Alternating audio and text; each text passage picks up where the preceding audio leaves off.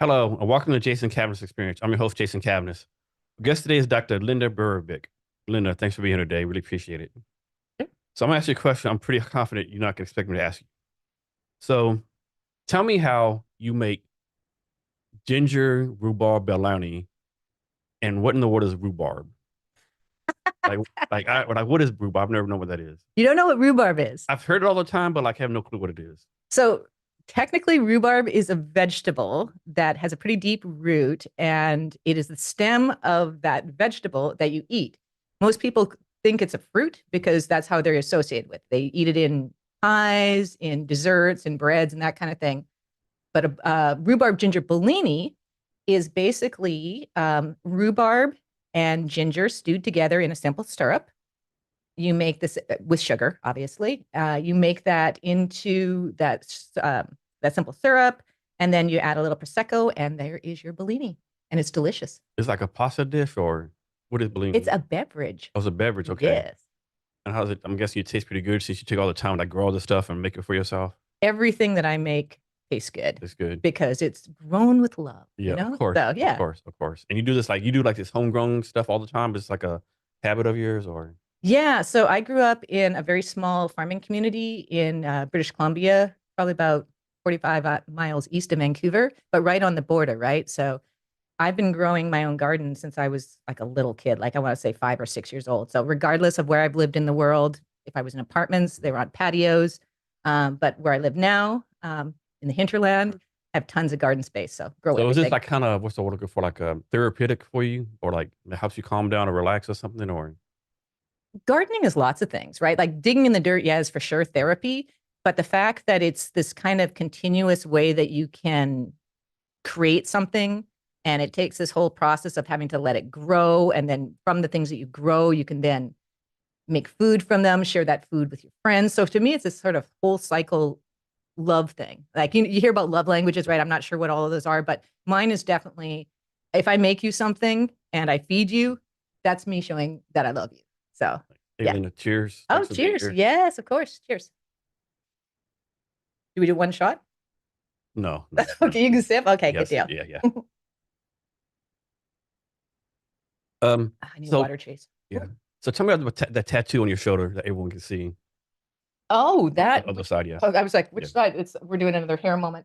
That is Bambi, and that is actually I got that one in Seattle when I was 16. Oh wow. Lied about my age with my best friend, actually. Me and she. That's how I got to Seattle. Is even though I'm from Canada, my best friend lived in Puyallup, and so I spent a lot of time down here. So when we were 16, we decided to go to Pike Place Tattoo Parlor and get ourselves some tattoos. And Bambi was my nickname when I was a teenager because of my eyes, right? Okay. Bambi eyes. So that's what that was. I was working at McDonald's actually at the time, and we had like those Dynatab name tags. And when you wash them, washes off your name tag.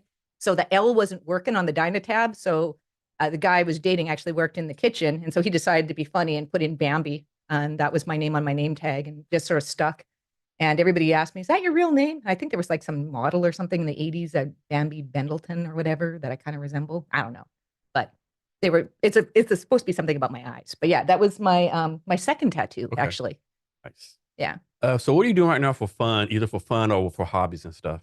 Oh, the biggest one that I do that takes up most of my time, besides the gardening, of course, um, figure skating. I'm an adult figure skater. I compete.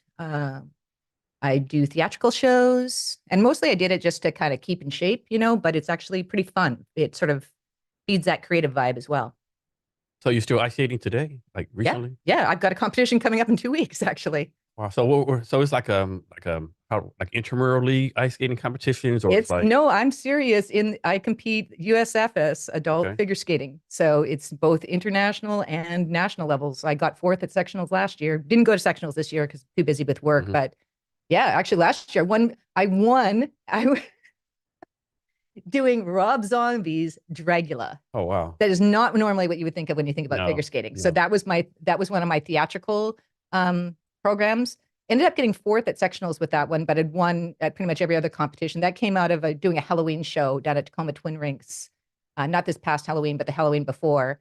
And it was just kind of a joke, right? Like they said, "Well, which favorite Halloween song?" And I'm like, "Dragula," and they're just like, ooh, with your hair, we could totally make you look like Rob Zombie. And then I started getting into it, and it really was like for that Halloween show, it was the standout. Like I was on my picture of me. I could show you pictures of it. I have all kinds of them, but it's super creepy. You know, I crawl out of the graveyard, kind of like the like that girl from The Ring. You know, you see her Uh-huh. crawling. That's me crawling down the ice, and it was just this really crazy, crazy thing. And we just looked at the video a lot and did a lot of the choreography based on the video. And yeah, when by the time I got to sectionals and competed it there, we're like, okay, this is USFS. Is this going to fly here? But it was in Vegas that year. And so, yeah, not only did it fly, had I done harder elements in it, because I just did it for, like I said, for show. So I Mhm. did really easy jumps, whatever. But the three scores, one of them is based on skating skills. The other two are based on performance and theatrical value. Those other two scores, I actually scored higher than the people who finished ahead of me. Had I done like literally a flip jump instead of a sow cow or instead of like waltz jumps, if I would have done a combination spin, I would have got first. So doing Rob Zombie, Yeah. which I just love. And people were walking in going, that is crazy. That was definitely the highlight of sectionals. I can't believe you skated to that. It was so fun. So I'm guessing your actress theater ability helps you during your performance of ice skating. That's 100% why I think I got into it. It's kind of my drag. Like and so that's what Dragula was too, right? Like I'm literally a woman dressed as a man, so I'm in drag. The song is called Dragula, and it was super fun. I mean, and plus what that song's about. Like I did so much of if you actually heard the lyrics and saw what I was doing as the elements, there's so many of like those inside jokes, Easter egg kind of things in there that I did with the choreography. But yeah, that's kind of how I scratch that theater itch now is by doing theatrical skating. And so when's your next performance as far as ice skating? Well, we've got Mayblades coming up down at Sprinker in 2 weeks. How do people just show up and attend this, or is it like Yep. everyone can come, or Yep. So this one is the last qualifying event for National Showcase. So you need to qualify. That means you finish in the top four in a qualifying competition before the end of May in order to qualify for National Showcase. National Showcase is exclusively focused on theatrical skating. This year it's in San Jose, so yeah. it's actually pretty close. Um, yeah, so that's what this is for. And there are other videos on YouTube of you ice skating? On my Fit Mind Body conditioning channel, I publish that's mostly my fitness stuff. I was a Okay. fitness instructor for master Mhm. trainer for years and Okay. years and years. So that's mostly there, but I occasionally will throw on if it's a good performance, Yeah. if it's one that was captured well on video, because a lot of times the video capture can be kind of hit and miss. Like they record all of your qualifying events, all the USFSA events, there's live streams, StreamYard or Barnyard, I can't remember which one it is, that streams from most of the Uh-huh. rinks. But they actually do have footage on it. And at the major competitions, they actually are showcased on TV, right? They actually will stream them on Peacock. So, You know how most people, when they get like speaking, a lot of people, they can get really nervous, really scared. yeah, Do you get the same thing before you act or before you do ice skating? You like get kind of nervous. You're just like so confident, and so wild. You're just okay. This is my thing. I'm gonna blow this away.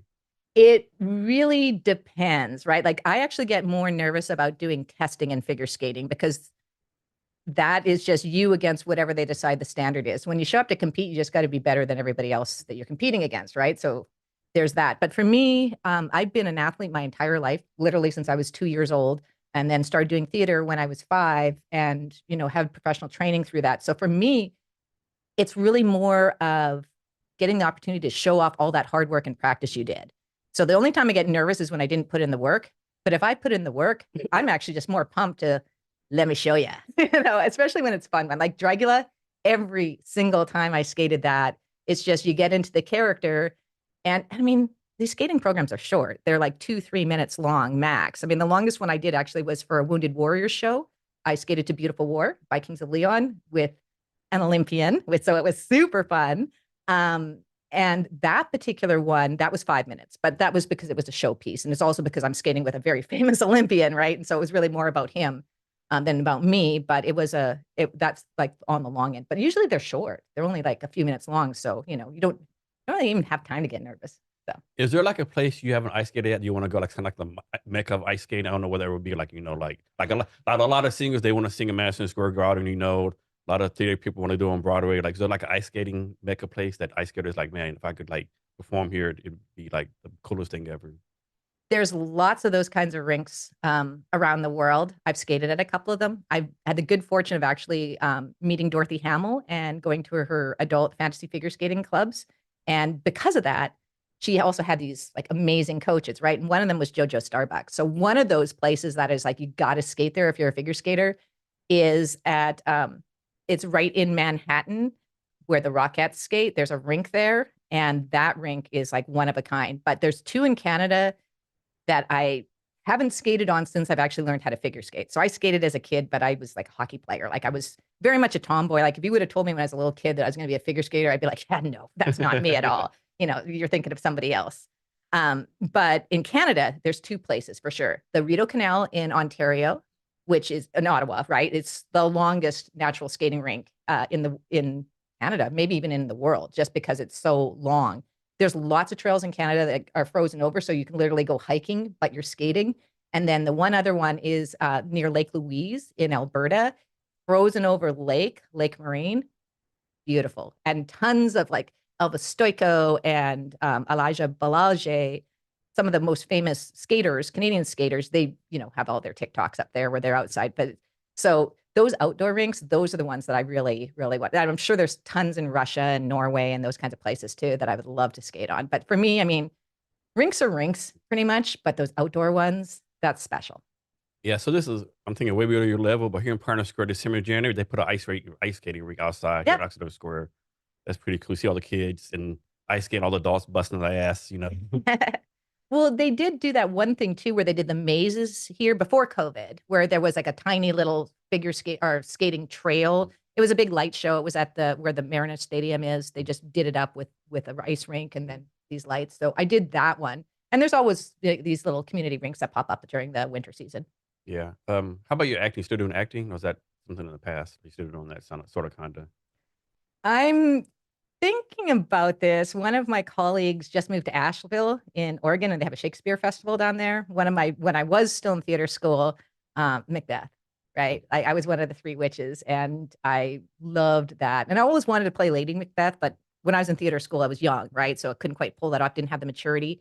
Now I could totally, you could see me as Lady Macbeth. Come on. I could totally pull that off. So And did you study acting in like in high school or something? Or is just something that's a passion, you just kept doing it? I actually got into college on a theater scholarship. Okay. So I was involved in acting from a very young age because my brain, I'm a person who memorizes things very quickly and easily. So my mom wanted to maximize that. And also I was kind of a shy kid. So she wanted to kind of bring that out of me by getting into theater.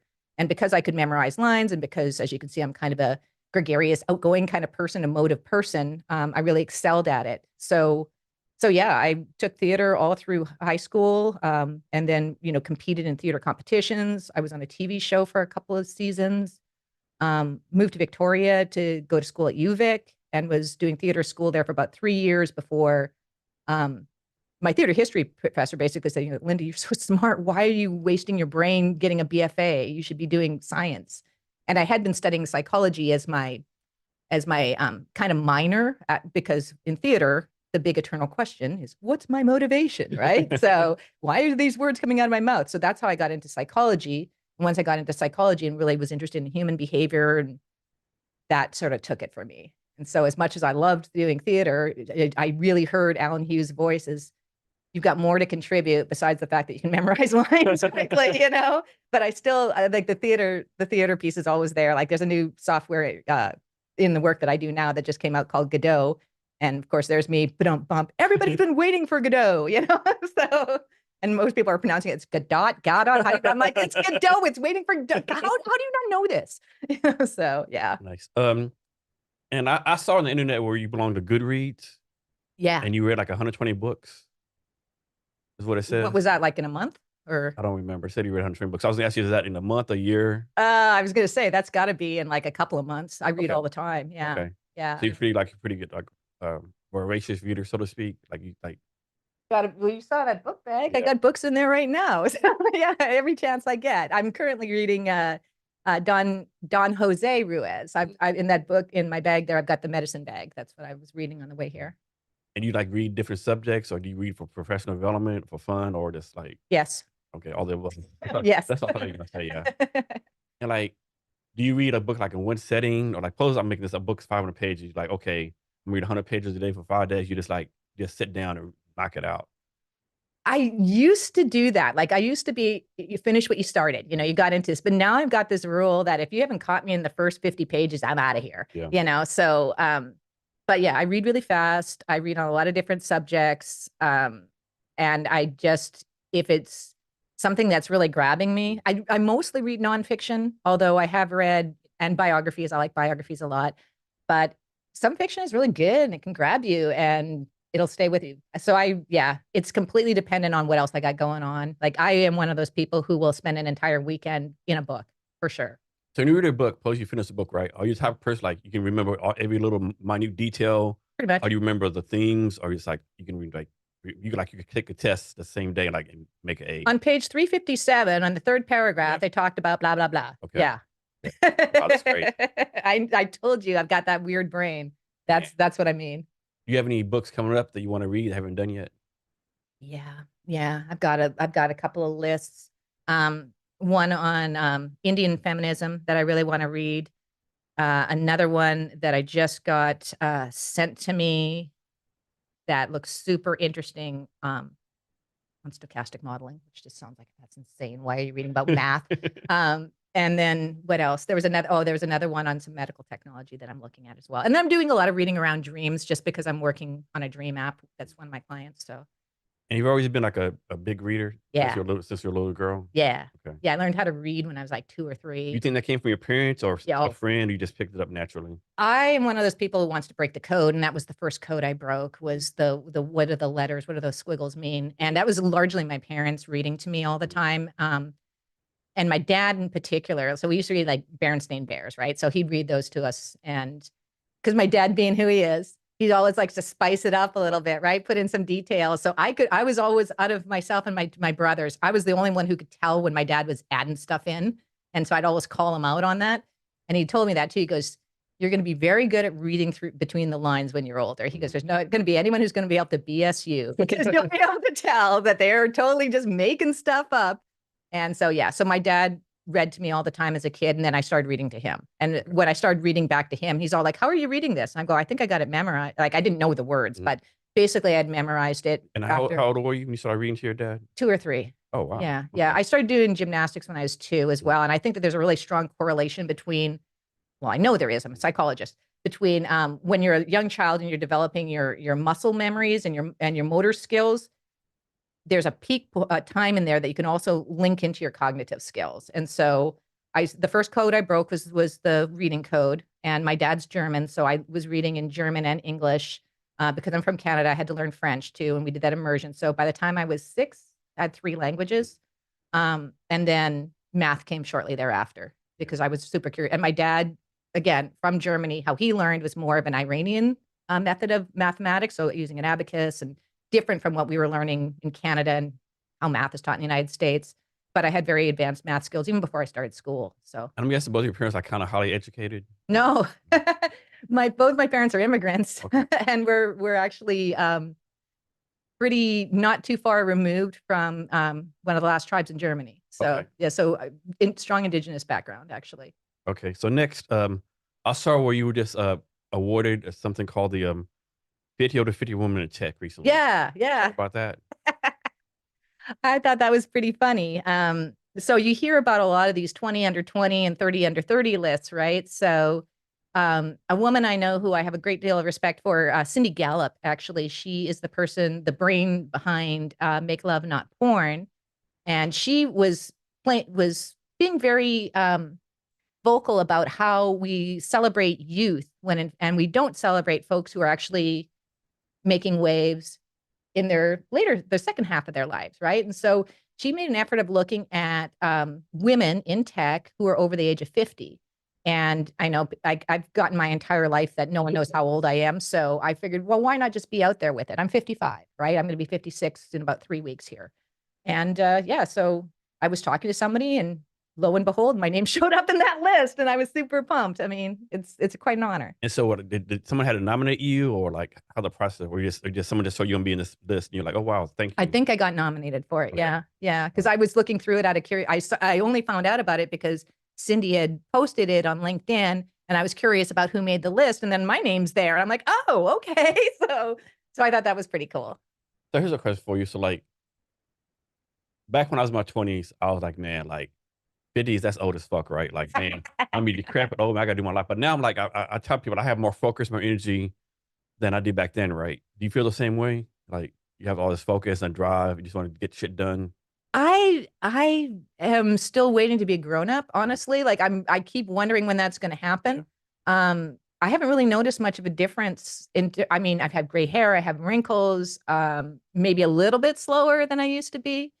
But I don't know. I think that we just have these assumptions because we don't know, right? And if you can't predict what your own life is going to be like based on somebody else's life, both of my parents, they're both gone now, but both of them were very youthful in appearance.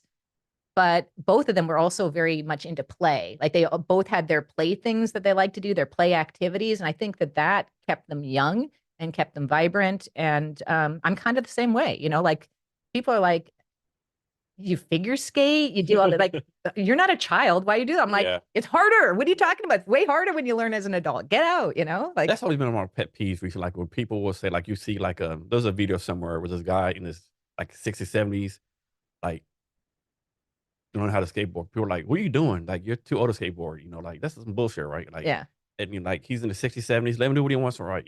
yeah. Of course, people say, well, you're going to fall and break your bones, whatever. Well, that's, he knows that, he knows the risk. Well, and the thing is people are going to say things based on their own perceptions. And when people say things like, you can't do that to me, I'm like, yeah, you're right. You can't. Yeah. You can't. you know, they should catch the thing that like, I'm not you, man. Exactly. Like I've known for a long time that I'm very different from other human beings in a lot of different ways. And so I don't really subscribe to a lot of that. Oh, you're a girl, so you can't do that. Oh, you're this age, so you can't do that. And it's like, you don't know me. Like that's sort of my take. So what's something that you haven't done yet you want to do? Like maybe not on your bucket list, but like maybe like, I don't know, like travel somewhere, skydive, sing somewhere, like something like, like some a skill you want to learn. There's something that immediately popped to my mind, and there's this really twisty bridge in Norway. I want to ride a motorcycle on it. Oh wow. Yeah, Okay. so that's Okay. something I definitely want to do. Like that's just the immediate first thing that popped into my mind. I used to ride motorbikes. My brothers had motorbikes, and so I steal their motorbikes and go ride around and stuff. So that was one of the things that I've always wanted to do is like when I don't know, living in Washington, having a motorcycle because it's so rainy here, if I move somewhere warm, definitely getting a motorcycle for sure. I'm skating a program to Honeybee, Head and Hearts Honeybee. So I've got a honeybee kind of costume. I literally saw this honeybee. I don't know if it was a Harley or an Indian, but beautiful bike, beautiful bike. I'm all like, dude, I'm so getting that one day. I'm going to bring it to Norway and we're riding on that crazy twisted bridge. So that's one thing that immediately came to mind. So from your point of view, what does it mean to be a lifelong learner? I think that means staying curious, being open, being receptive, recognizing that you can learn from anyone and anything and any kind of situation if you take that mindset to it. So instead of thinking like people are like, you failed, you did this wrong. It's like, no, it's an opportunity to learn. That's kind of my deal on it. And then why do you think so many people stop learning, right? Like so many people, they're like, oh, I finished school, I'm not learning no more. But why do you think people just like stop learning? Like, I think it goes back to like the opposite, right? They close themselves off. It's self-limiting, or they get beaten down by other people. Like they believe somebody else's hype about them. yeah. Like one of the things that I always say when people say things that are like a limiting belief to me, it's like I'll say to them like, "Who told you that, and why did you believe them?" Because that's the thing, right? It's usually some person in a position of authority tells you something, maybe has punished you for thinking differently about it. For me, and it's just like that's such a shame to me. It's like why limit yourself like that? Like why think that that's the only way of being or the only way of thinking or the only way of knowing? Like I get shit all the time because, scientist, 2 master's degree, PhD, and then what, you're studying astrology, you're studying like palmistry, like what are you doing with that dream analysis? Like what are you doing? Like don't you think that's going to blow your credibility? As far as I'm concerned, it's like people will scapegoat those other ways of knowing without even knowing about it, right? So it's just like saying, oh, physics, what a bunch of bullshit. Gravity, please. You'd sound like an idiot, right? Because science is accepted as the way of knowing. Why would you disparage something that you know like nothing about? Like when you talk about astrology, most people are maybe coming up with their sun sign. If that's all you know, then Yeah, of course you're going to disparage it. Like you would never even understand calculus if all you know was 2 plus 2 is 4, right? Then you say calculus, please, what a bunch of hogwash that is. So I kind of liken it the same way. It's like know what you know, and if you don't know much about it, be curious about it instead of just dismissive. Can anyone, regardless of age or regardless of their smartness level, IQ level, learn anything? Example, can a 3-year-old kid learn calculus? Can 75-year-old guy with like maybe onset of dementia learn, computer programming, right? Or is there limits to how you can learn on all that kind of stuff? I think the limit to how you can learn is more by the teacher than by the learner. It's a matter of have you met the learner where they are and in the modality that's going to work for them. So would you teach a 3-year-old calculus the same way that you would teach 14-year-old or an 18-year-old? Probably not, because it's going to land differently with them. But then also considering not just the age or that level of demographic, but the individual sitting in front of you, right? Like what is the thing that inspires them? What is the thing that they can connect that piece that you're trying to teach them with what they already know? Like that's the way that I look at it. So I'm not about all the isms and, it's like, oh, this is all you're capable of because you're a white dude and you can only think this. Like, how stupid is that, right? No, no, give people an opportunity to show you what they're capable of. So obviously this isn't a real character, but do you ever watch The Big Bang Theory and Yeah, Young Sheldon? So Young Sheldon, like he's a little kid, 4 or 5 years old, like brilliant person, right? Like, yeah. do you think we do a good enough job as a society, especially America, like like finding these individuals like super genius, smart, like putting them in positions to excel instead of like just keeping them in like Young Sheldon, keeping this like hick Texas high school or college or whatever elementary school, like he was smarter than the teachers, right? Yeah. Do you think we do a good enough job with that?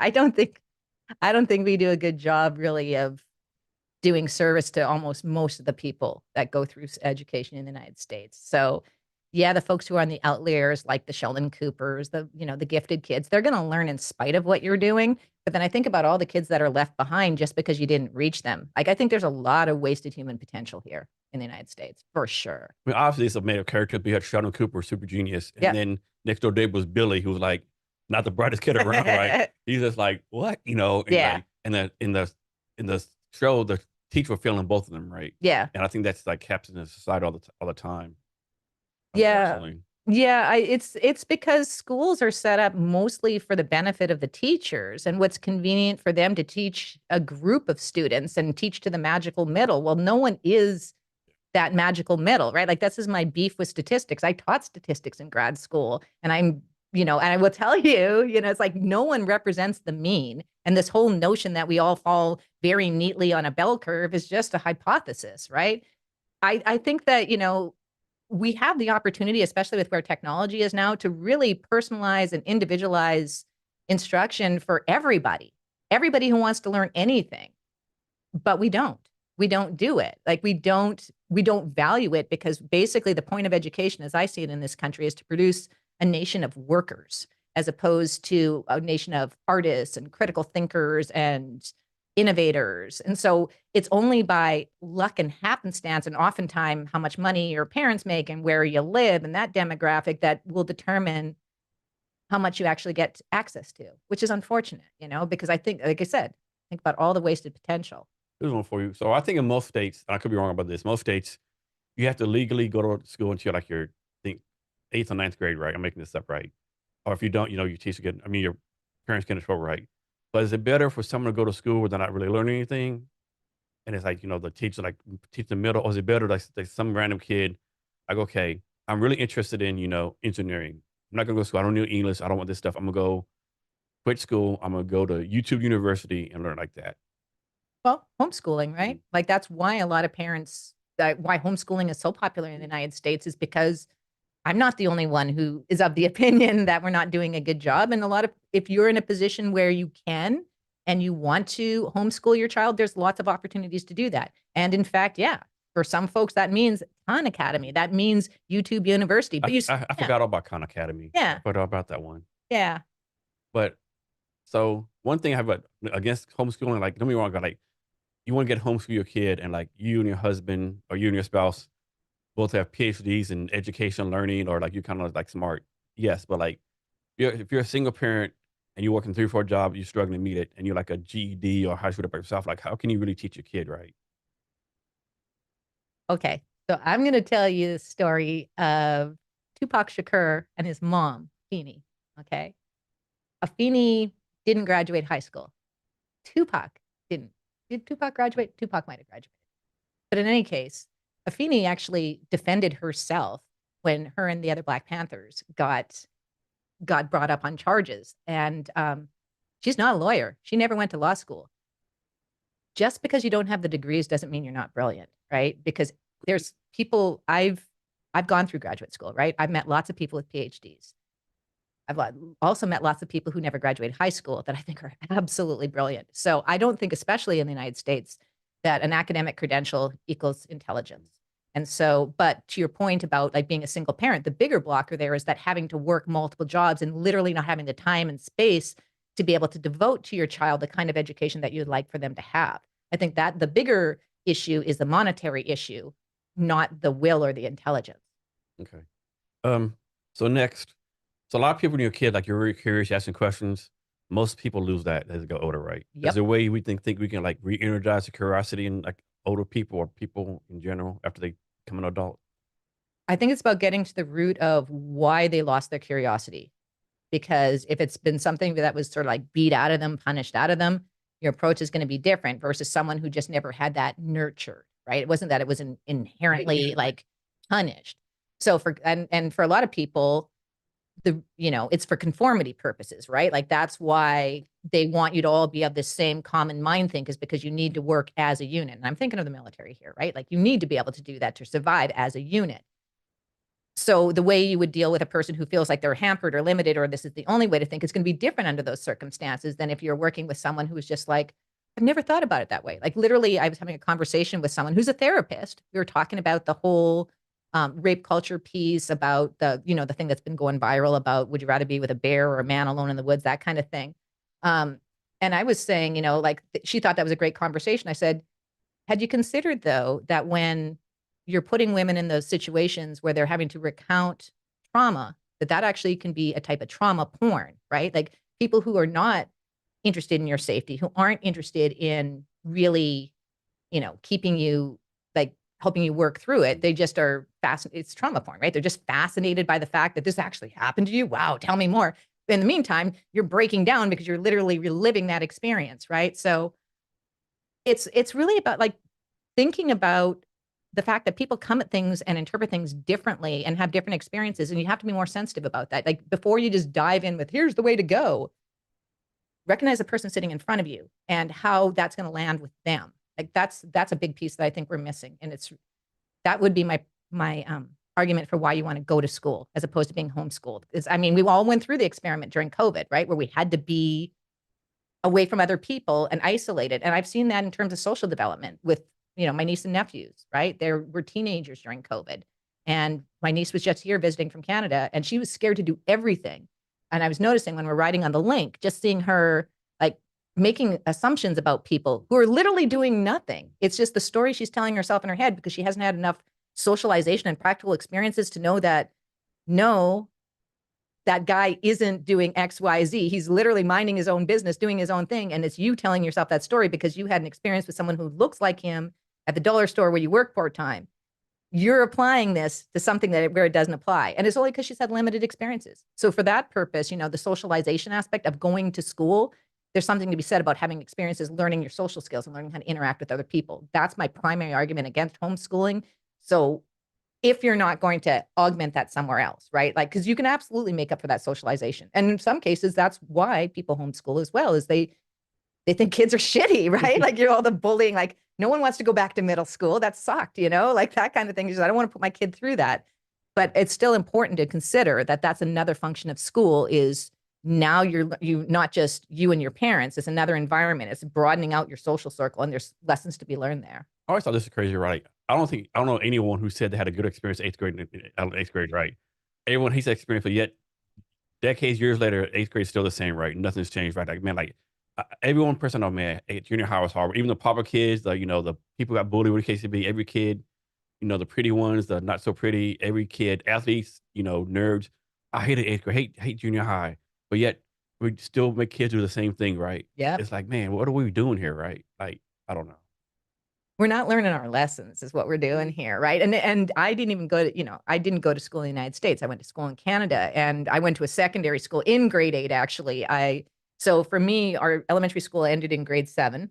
Most of the kids that I went to school with went to a junior high that goes from 8 to 10, and then they would eventually matriculate into the secondary school to do 11 and 12. Because my mom wanted me to be in the gifted program and they didn't offer it at the junior high, she made a petition for me to go to the secondary school to start in grade 8. And what was interesting about that is all those kids in the gifted program were in this, had all gone to elementary school together. Watson Elementary was an experimental school for gifted children at that time. I actually tested for it when I was 6 years old and was supposed to go, but my mom didn't want me to go on a bus and have to do it as a little 6-year-old child. She was just like, nope, nope.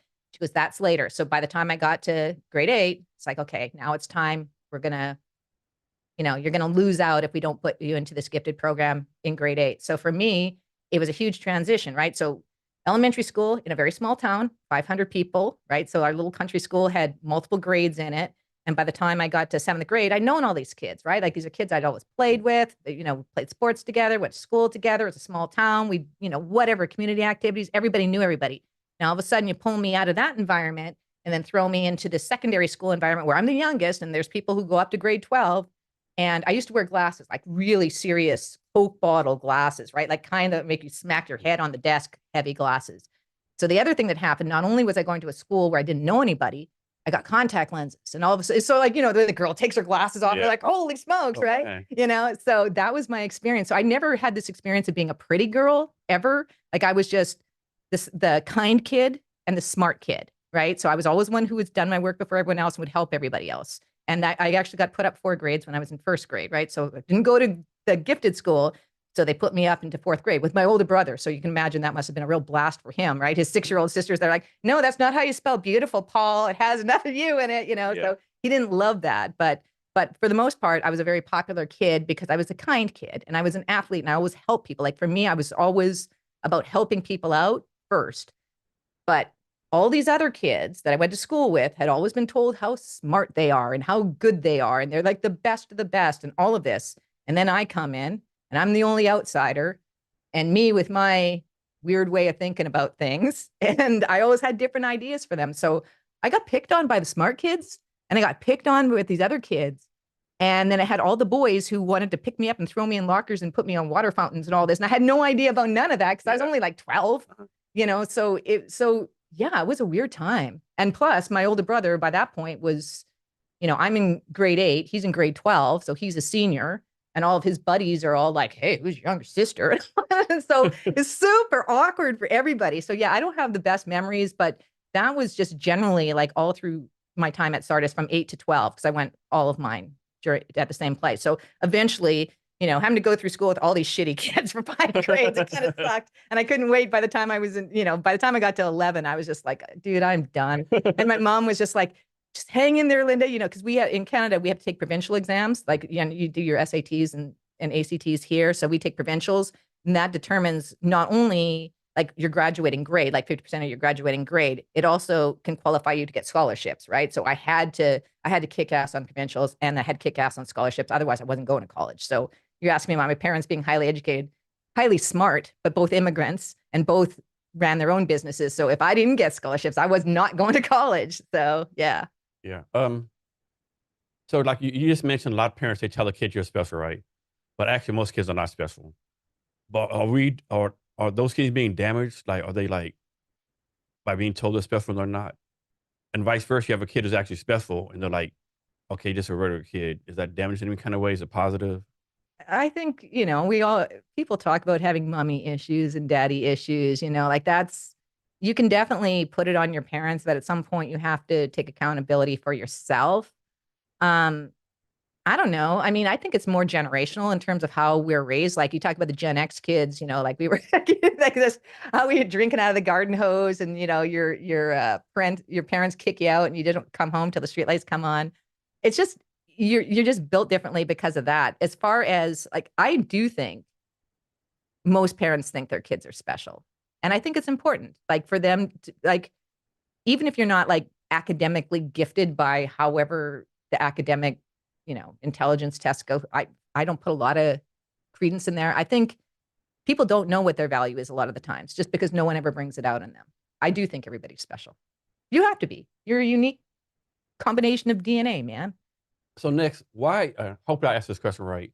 But why some people closed-minded, some open-minded? Example, like close. You tell someone 2 + 2 is 4. Okay. Someone else says, well, 1 + 1 + 1 is 4 too. The closed-minded, oh no, only 2 + 2 is 4, right? Yeah. Open-minded people will be like, okay, no, there's other ways to get to 4. It could be 8 - 4 is 4, right?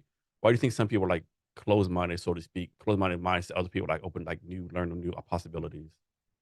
Well, have you ever seen that meme where they have the one person standing on this end and the other person standing on this end? They have that figure that goes like this. From this person's perspective, that's a 9. This person's perspective, that's a 6.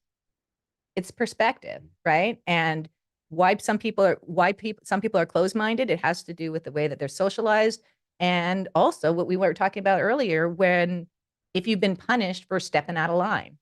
If you have experiences where you're encouraged, you're reinforced for being audacious, for stepping outside the box, that's why you are the way that you are. Like, I know that I'm the way that I am because of the way that my parents shaped me up. I mean, I am almost a spitting image of my dad, but I'm also a lot like my mom. Like, I didn't even realize until my mom passed. My mom passed away first. And it wasn't until my mom passed away that I realized how much I'm actually like her, because my entire life, everybody told me how much I was like my dad. And the reason they did that is because misogyny. Like, even my dad would even say stuff to me. Like, when I started getting pretty as a teenager, my dad started to treat me differently because boys started to treat me differently, right? I remember, like, 11 years old, the first time some boy made some comment about my ass, right? And I was like 11. So I'm all like, well, what do you mean? And plus, I was still wearing the Coke bottles, and but I was a gymnast, right? So I had a physique of sorts.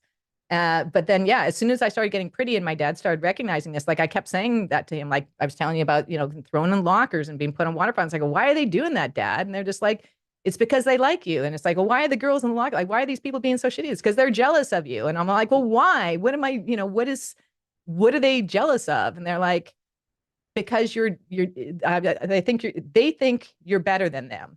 And I'm all like, why do they think you're better than them? I'm not better than them. Because, yeah, you're not better than them. He goes, you're different from them, but you're not better than them. And that was something my dad always beat into my head, like from a very young age. Just because you look the way that you look, just because you excel at sports, just because you excel at certain things doesn't make you better. It just makes you different. And so I think that's a really important message. So back to the perception thing and the 6 and 9. Like, suppose there's 2 people there. One says a 6, one says 9. A third person comes up and say, hey, I actually wrote this myself. I meant it as a 6. For the person who said it's 9, they say, okay, it's a 6. Or should the person who says it's 9 keep his perspective? Even though, hey, I think it's 9. I know you said you said it's 6, but I don't care what you said. I don't care if you wrote it. I think it's a 9. Okay, I'm going to tell you a story about that because it's one of my favorite ones. So when I was in grade 8, I had to read The Edible Woman by Margaret Atwood. And so this is before that came out, and this is before she even wrote Handmaid's Tale. So Margaret Atwood wasn't like the cultural icon that she is then at that time. And I remember when we read Edible Woman, I had an interpretation, and this is one of the things that always pissed me off about literature class and why I liked math so much, because math is the right answer. But I had come up with an interpretation from the Edible Woman that my lit teacher was like, no, I don't think that's what Margaret Atwood meant at all. And I was like, well, that's how it landed with me. How can that be wrong? And she's like, no, your interpretation's wrong. I'm like, what? Yeah. And this is okay. And this is an advanced, enriched, gifted English class. Okay. And this is what I'm hearing. But one of the benefits of being in one of these enriched, gifted classes is that we had special guests. And at the end of that year, we actually had none other than Margaret Atwood. Right. And this was, we read Edible Woman earlier in the year, and then she came towards the end of the year. But that sat in my craw. That sat in my mind. And so we had the opportunity to ask her questions. My hand was up. And I was just like, okay, Miss Atwood, blah, blah, blah, blah, blah. This is what I thought. What would you take on that? And Margaret Atwood, the writer of the book, told me that is a very creative and inspiring interpretation of that. She didn't say it was wrong. She didn't say it was right, but she didn't say it was wrong. But in my years, I heard a compliment, and I just shot daggers looking at my teacher after that, because it's like, how can your interpretation be wrong? And even my dad told me, she's just full of shit. Don't worry about it. Like that's what my dad would say all the time. Like, no, they're full of shit. Don't worry about it. But yeah, I thought that was pretty funny. So just because someone's an authority doesn't mean that they should be the one to sway you. Like I'm a big believer in don't talk about it, be about it. Prove it to yourself. And once you've had direct experience, lived experience, you're going to be hard pressed to be convinced of something else. Don't just rely on authority. Be curious about it for sure. Like, but be just as curious about the guy who's down on the street asking you for your change, what his opinion is. I don't think you should be more curious because someone thinks that they're an authority. Um, and I've argued with lots of people. Like, don't even get me started on Dawkins and some of these like these intellectual people. They're from Oxford. Give a fuck, like we're serious. I mean, come on. Exactly, exactly. So from your point of view, why is building a learning organization so important to success? Building a learning organization. Tell me more about what you mean by that. Like like some like just ingraining learning into what you do every day as a startup or a company, Mm. make sure people learn, sure people are open to learning and improving, so to speak. So having kind of that lifelong learning mindset more so than like having an L&D department Yes, within their yes, company. yes. Okay. Yeah. So I think especially the world that we live in today with technology evolving so fast that if you don't adopt the mindset of there's also always something more to learn, you're going to get left behind and you're also going to be taken advantage of. And I see that happening a lot with technology and just with the way that we've sort of hierarchically prioritized math and science over all else. Like that's the holy grail. That's the most important skills to have. And so if you're early in your academic career, somebody tells you you're shitty at math, and I mean, people tell me that, and I'm all like, dude, I was a math scholar a Goss scholar. That's like a recognition in Canada when I was like in 8th grade, right? I'm almost like, and even when I went back to graduate school and I'm taking biomechanics online, my biomechanics teacher, even though I already had a PhD by this point and I taught statistics, was trying to tell me that, oh, you need to go to remedial math. I'm like, no, you wrote a shitty question with a really poor assessment. I didn't understand what you were asking. Now that I understand what you're asking, don't assume it's because I don't have the math skills. But that's where people go, is they try to use mathematics and science and that knowledge as some kind of like gatekeeping effect, right? It's like, oh, well, you just don't understand stochastic modeling. You just don't understand blah, blah, blah. I'm like, shut the fuck up. You don't know what I understand.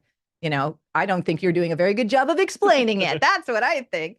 So yeah, so I think more the problem is that we get indoctrinated in the way that we're educated.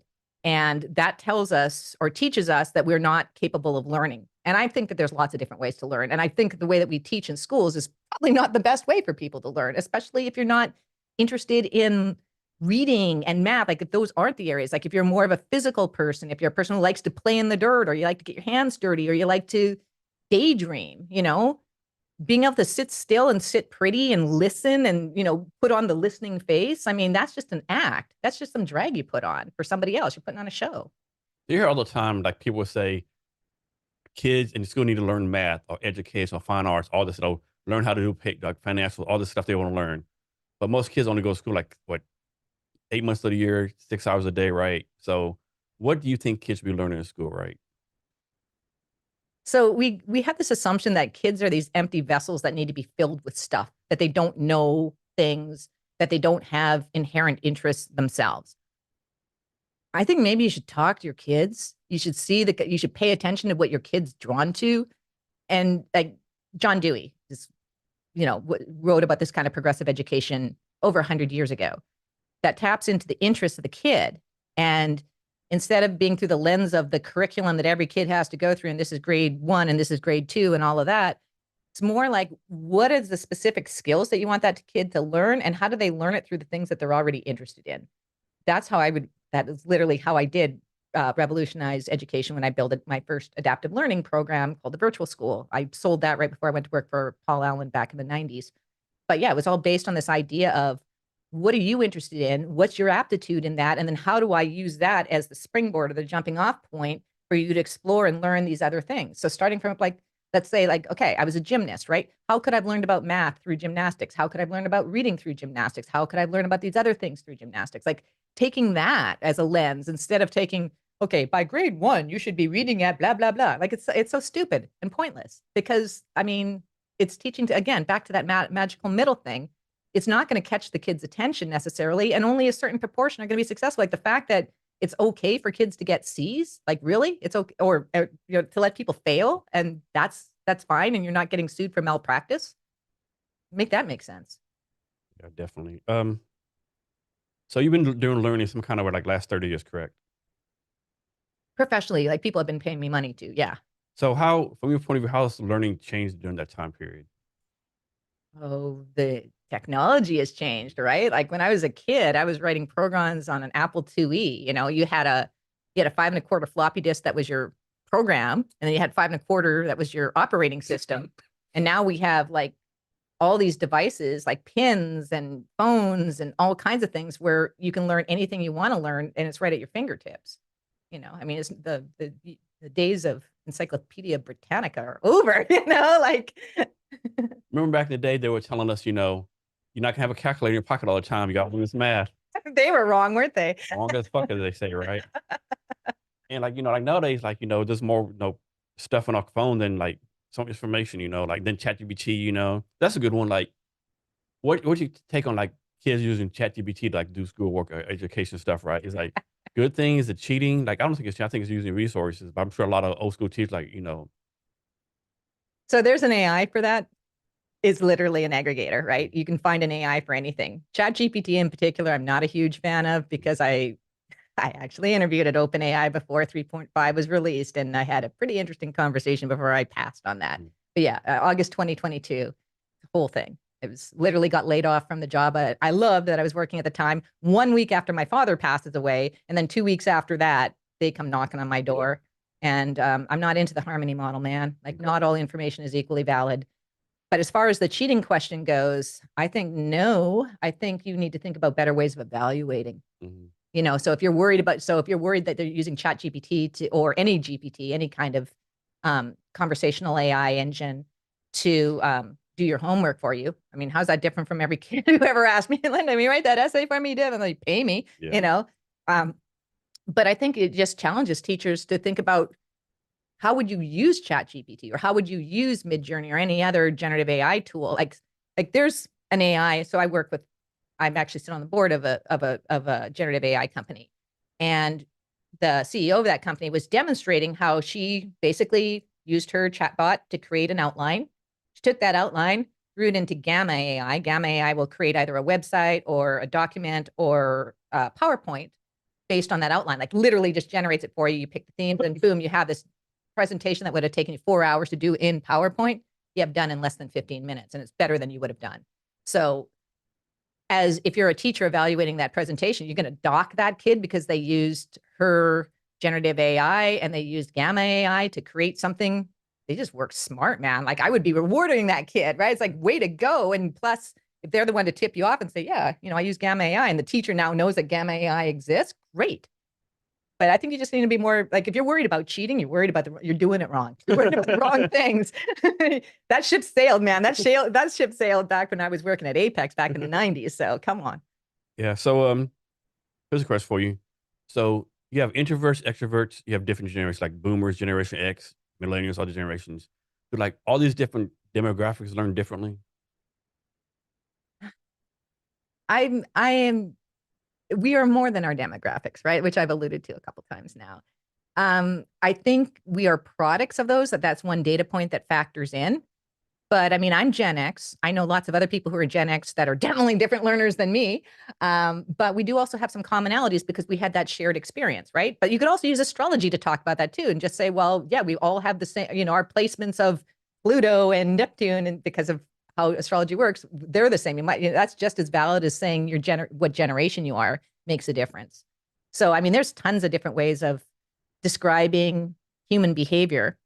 I think use those tools more for self-analysis than anything else. Like, how does that resonate for me? How does that land with me? More so than saying this is how the world actually is. I think the world, again, reading a lot of Don Jose Riz, right? We have our personal dream, and then we have the dream of the planet, which is everybody's personal dreams as, taken all together. So on the bio you sent me, you put, or maybe I got it from LinkedIn. I got it from somewhere. Okay. I specialize in innovative learning solutions and learning technology products, especially those that include extended reality and machine learning. Yep. Can you like do a deep dive on that? What that means? What that What do you Yeah. do? Yeah. So when most people think about, learning and development, and I get this a lot too, and I did do this kind of work early in my career, but mostly what they think about is like corporate learning. So developing, training classes that you take in the workforce or, compliance training or e-learning or that kind of thing. And early in my career, I did that. Like I said, my big claim to fame was first one was working with Paul Allen and creating one of the first virtual schools. Like before that was a thing that everybody did. Like before there was online learning, we built that. So you're welcome. Because I remember when I was in grade 11 computer class and saying, this sucks. I'd rather just be at home. I could have just done this on a computer. And lo and behold, that's exactly what we did. We built AB classes to be delivered via the internet. So regardless of where you went to school, if your school didn't offer AP, you could still take it because you could do this new thing on this internet and you could take your AP class there. So that was the first big claim to fame. But then after that, I started developing the technologies. And then I just started working for tech companies because that put me closer to the technologies because I wanted to actually not just work with teachers and instructional materials. I wanted to work with the tech and develop technology that helped you learn. So before there was YouTube, I wanted to do YouTube, right? And for me, it was a matter of I was a fitness instructor. So I wanted to offer my fitness classes to people that used to take them with me in Victoria, that people used to take them with me in West Virginia. It doesn't matter where in the world you are, you should be able to do this. So yeah, I have my YouTube channel now where I do that, but I was talking about doing that in 2001 before there was YouTube. So that's why I got into technology is because I've had these ideas about how to do things. So by the time extended reality actually caught up, and debatably, I'm so concerned because of the data leakage, which nobody thinks of, by the way. And I'm not a big fan of the headsets because I wore those Coke bottle glasses. Sorry, I don't want to wear that thing on my head. It's uncomfortable. Let's let some women in there and people who are smaller framed in there so we can tell you. It's sort of not too different from like military gear. Like it took people forever to realize, oh, female soldiers, this isn't comfortable for them. I was like, well, no shit, Holmes. We're not built the same way. Like I'm a half a foot shorter than you and, 40 pounds lighter. And then different hip width. Can we change this, please, so I can be comfortable too? So So Linda, do you consider yourself an ice skater, a theater person, a tech person, entrepreneur, a learner, a daughter? Like, what do you, or do you just consider yourself Linda? I would say I am all of those people, right? Yes, I am all of those people. And I am also just Linda. Okay. I always like to quote Popeye, right? I am that I am. I am, I am, and that's all who I am. So how do you like on a daily basis, like kind of, um, not play with the rules, like make sure all those rules stay in balance, you know? I have rituals. I'm a person that's kind of my spiritual side is I am a person who taps into rituals. Um, I do ground myself on a regular basis because I can get pretty out there with the technology and I get crazy ideas. And I do lucid dream as well and daydream as well as dream at night. So I have to try and, keep it 100 and make sure so where does the memories, is that a memory or is that just shit my brain made up? Like that's a constant thing. So yeah, part of my routine is like I live out in the hinterland in the wild. I have elk out there. It's nice. Every morning when I take my dog out, I ground myself, put my hand on a tree, take some deep breaths. And yeah, I try to, you can't spend too much time in virtual world because it does mess with your mind, especially if you're someone who's already pretty creative and you can let your mind go there. Like a lot of people use psychedelics to do that. My brain just does that. I call it like getting high on your own supply. Like it's just what my brain will allow me to do. And I also think it's a skill that more people need to be able to tap into. And I'd love to help people with that. That's actually one of the things I'm working on with a client is like not just dream analysis, but what does dreaming actually do for you, right? So I'm super excited about that. I hope that dude doesn't, just burn out and lose all his money because it's such a good idea. Yeah. So talk about some more. You talked earlier about the dream that I guess Vertex is like dream tech startup you're working for, like they're trying to combine dreams or something. Can you talk Yeah. about that? Yeah. Oh, it's so cool. So the guy's name is Patrick Lane. His app that he's developing is called Dream Egos. He's got it in beta right now. And the only functionality that's working currently is the ability to record your dreams, because that's really the first step. Like a lot of people don't even remember their dreams, right? But the discipline of recording your dreams, whether that's just, a notebook that you have beside your bed. What Patrick's app does is that you can use, voice recorder, you can put in pictures. Of course, my brain is all like, you can describe it and then you'll use the AI to create the picture, right? Because that's really what it looked like in my dream. Or you can just type it in, whatever. And then it just records over time. And he's got a couple of ideas about how he wants like building community, like getting to know people through your dreams, because power of suggestion being what it is. If you read other people's dreams, it actually helps stimulate you to dream. If you've been reading about, like we were just talking today, he and I, about the era of the late 80s to the 90s, which was the era of the Mikes, right? Mike Tyson, Michael Jackson, Michael Jordan, right? He's been dreaming about Michael Jordan all the time. And he doesn't even like Michael Jordan, but he's been dreaming about him a lot. And he's literally met Michael Jordan's brother-in-law. So what I'd mentioned to him, I go, that's really interesting, Patrick, because recently I've had dreams about both Michael Jackson and Mike Tyson. I wonder if I'm going to have a dream about Michael Jordan now. Then I go, and if you do have a dream about those other two Mikes, then you let me know too, because power suggestion being what it is. But that's what he was noticing, is that if you start reading other people's dreams, do you start to have the same kind of dream? Like he literally had logged a dream and then read somebody else's dream who hadn't read his, and it was almost exactly the same dream. And he just, wow, this is so cool. So as far as the recording piece, that's just one of them. The piece that I'm going to be working on most deeply with him is going to be the AI conversational interface, which basically can help you go down different paths. Some people want to learn how to remember their dreams, right? That's the first starting point. If you don't even remember them in the first place, how do you go through that? Some people have really terrifying dreams, right? Night terrors, PTSD related dreams, that kind of thing. How can you therapeutically work that? Some people want to explore psychedelic dreaming. Some people want to explore dream yoga. Some people, there's all these different types of paths that people could go down. So mine is more about what part of that can I actually use semantic analysis and sentiment analysis to give dreamed interpretation? And then what other pieces can we, like he envisions a marketplace where people can get, routed to therapy and to products, and that there's actually, I can't remember, that magnetic resonance tools that are out there right now that are getting a lot of popularity that basically are supposed to help you lucid dream. And it's a some kind of like IoT tool. But yeah, so he's got big plans for that. And I think it's, again, it's a really good idea. Is he gonna be able to like record your visual dreams? Is there a way like is he gonna like put scans in your head and they're like the AI's gonna like record your actual visual dreams, like a video of your brain doing a dream? That tech, that's the tech that I'm talking about that already exists. So I mentioned, like, someone else had pointed me to a particular type of headset that does that. And I pointed that to Patrick, and he's like, he goes, I know some that are similar. I hadn't known about that one. So it's just, the power of connection, right? Somebody's like, hears that I'm doing work on dreaming. It's like, have you seen this? I'm like, oh my gosh, that's so cool. So yes, at some point it's going to all come together. But I'm really curious about doing it without the technology, like just doing it through the recording alone, through the community alone, by, the vibe, like, can you actually, so much of me doesn't like to demystify the magic, and that's, people want it to be all science and measurement. And mine is all about, well, maybe you don't have the right tools. Like you think this thing doesn't, I've done science on it and science says that's not right. I'm like, maybe your tool is not sensitive enough. Maybe you're not using the right assessment. Just because you didn't hear that sound didn't mean that sound didn't happen. Your dog heard it.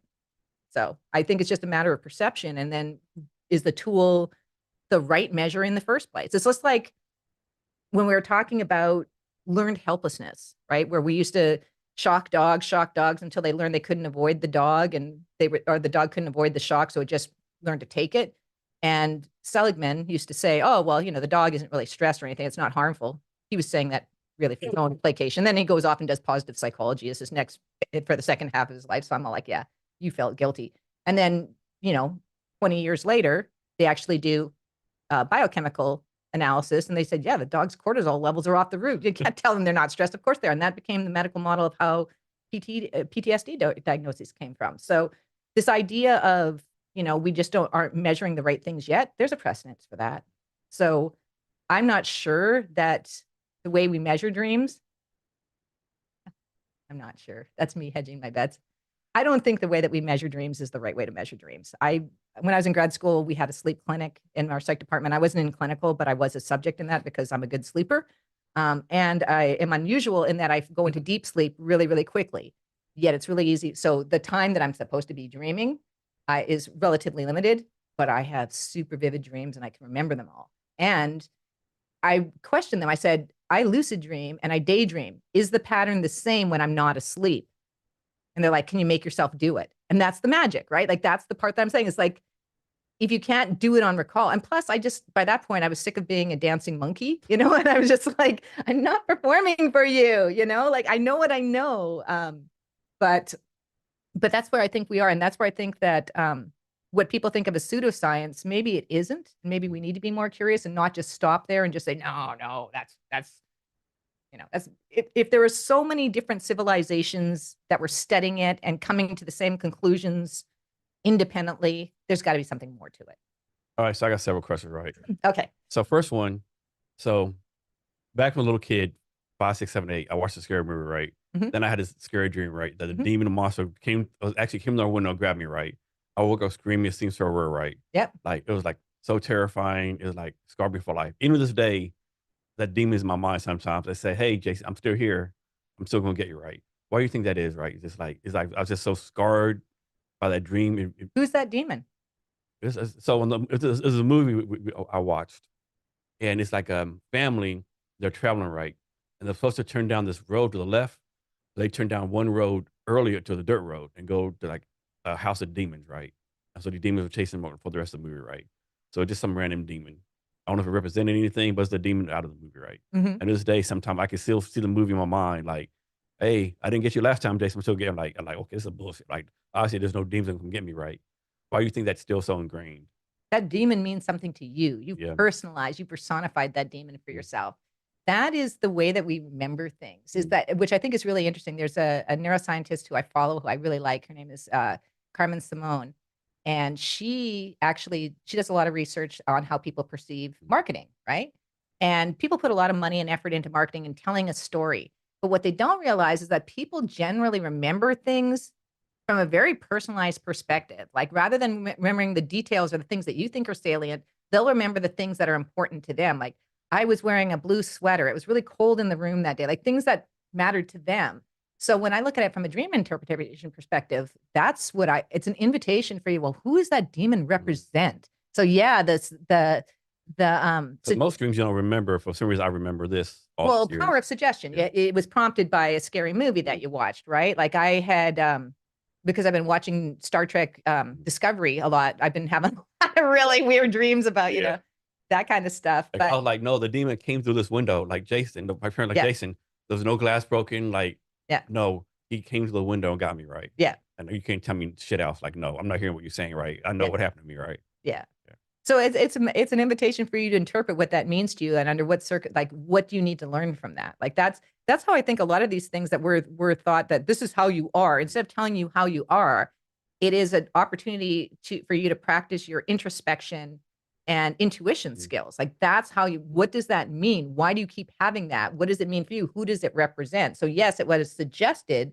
That was just, you know, the stimulus that sent it off. But what does it actually mean to you? And what does that you need to resolve? So it's an opportunity for inquiry. And I think it's super interesting. Like I used to have, and this is part of what doing this work with Patrick, recording my dreams over and over again, is just like I had a couple that I recorded were like nightmares that I had like over and over and over again at certain points in my life. And then I just stopped having them. So as I went through that exercise of thoughtfully thinking through, what did that actually mean? You know, like, why did I actually, like, they started to make sense in retrospect.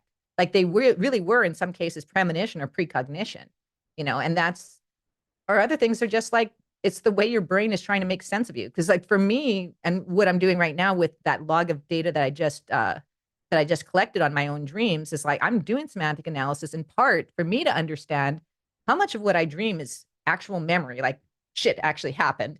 And then the rest, like what are these details that my brain filled in that never actually happened? And in some cases, I have to go back and ask my friends. Like I had this one dream that was me and one of my girlfriends.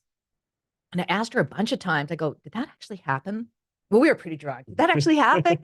And she's like, no, that literally legit did not happen. You totally made that up. I go, we weren't at Cultus Lake and we weren't in, and this didn't, and you know, so I think a lot of, especially when they're with people that you know, is talk to those people. And it's like, hey, I had this, and get their take as well, because that can give you more information too. So next one, like those times, like hopefully other people do this too. I hope I'm not the only one. I'm sure I'm not. Like you have a dream, right? And you wake up and you're like, man, that's a good dream. And you're back to sleep. And you go back to sleep and you can't bring it back. Yeah. Or sometimes I do bring it back sometimes, right? So that's lucid dreaming. That's called lucid dreaming. Yeah. Talk about that. What is that? Yeah. So lucid dreaming is the ability to actually recognize that you're in a dream and be able to actually sort of steer the dream. Yeah, because sometimes I wake, I'm wide awake. Oh shit, that's a pretty good dream. Let me put like down, and sometimes, of course, you go back to sleep. Sometimes I don't. But every time Yeah. I go back to sleep, it's like, okay, I can just pop back in. Yeah. That's craziness. That's Yeah. insane. Yeah. Insanity. All right, next one. This one, when I say this, people think I'm off my rocker, right? So this is my theory, right? I have no proof of this, whatever. So I think that when you have a dream, it's actually another version of yourself somewhere else trying to communicate with you. Whether it's like Jason Cabs in a multiverse somewhere or another verse somewhere. I think that's that Jason trying to communicate you, either trying to warn you something or trying to communicate with you, right? Yeah, and again, maybe it's just because I've been reading a lot or been watching a lot of Star Trek Discovery, and there literally is parallel universes in that series.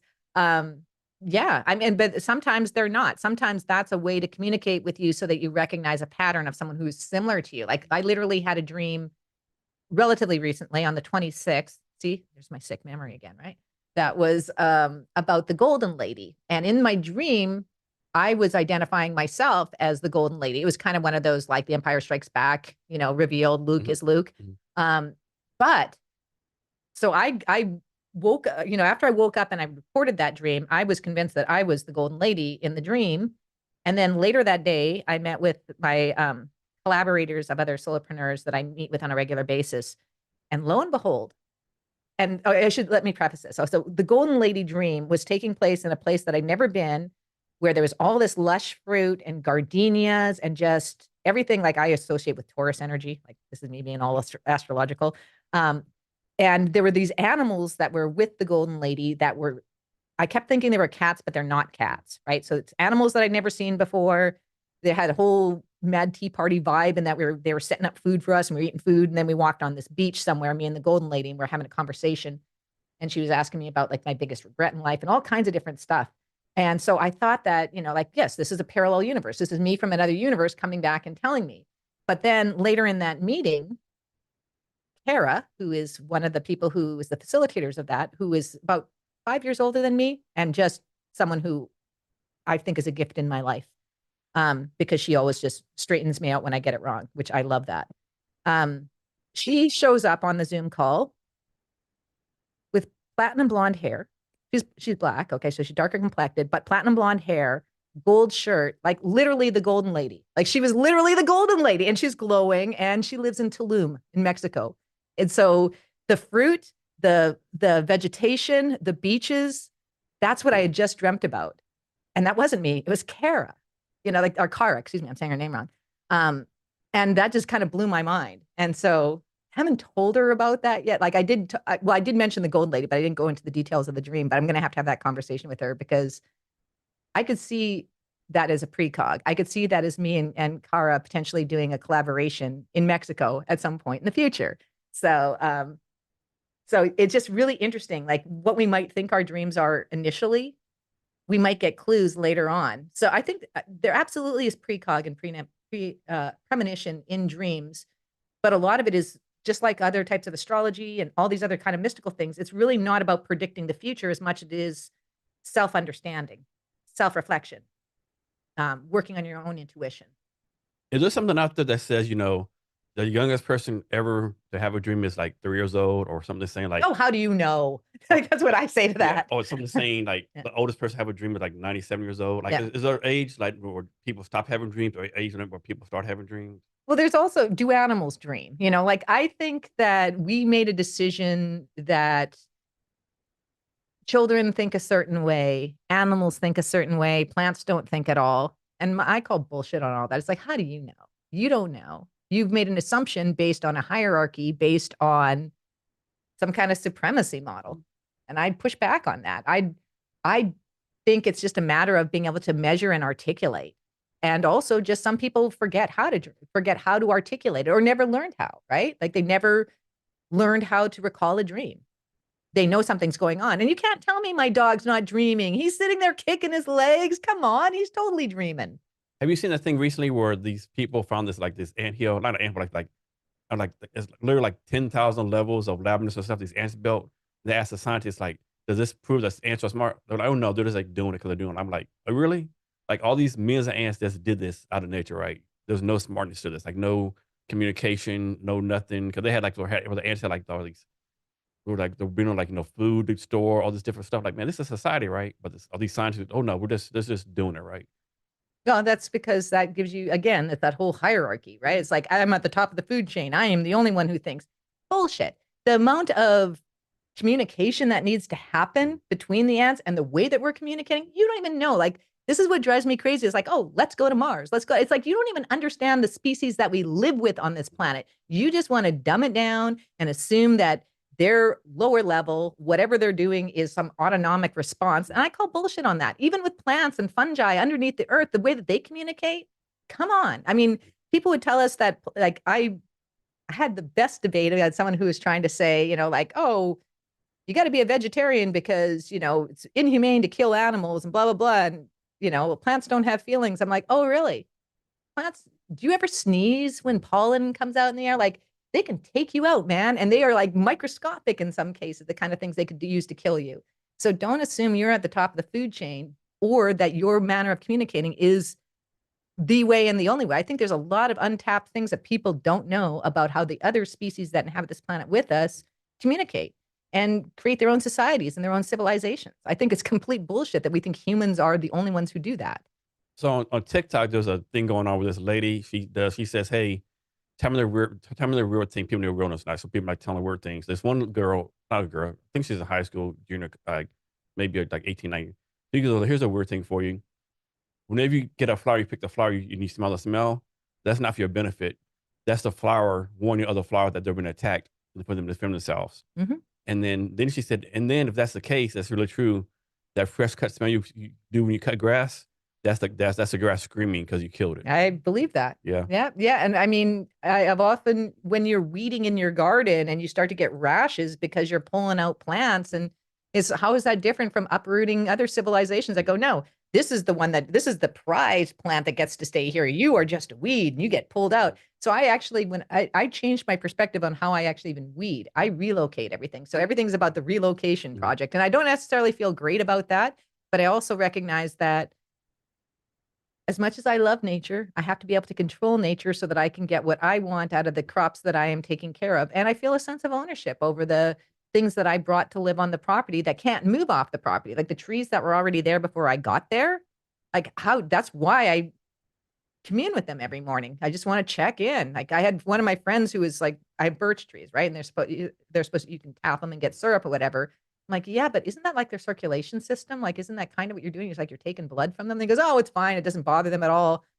And I go on and do a little more reading. It absolutely bothers them. It's not good for them. And it's like, it's all like, here, just suck some of my blood so you can get some of that sugar. Get out of here. So I just have a lot of respect for the other creatures, the other species that we share the planet with, and I don't assume that I know everything. I try to think about, what is this trying to tell me?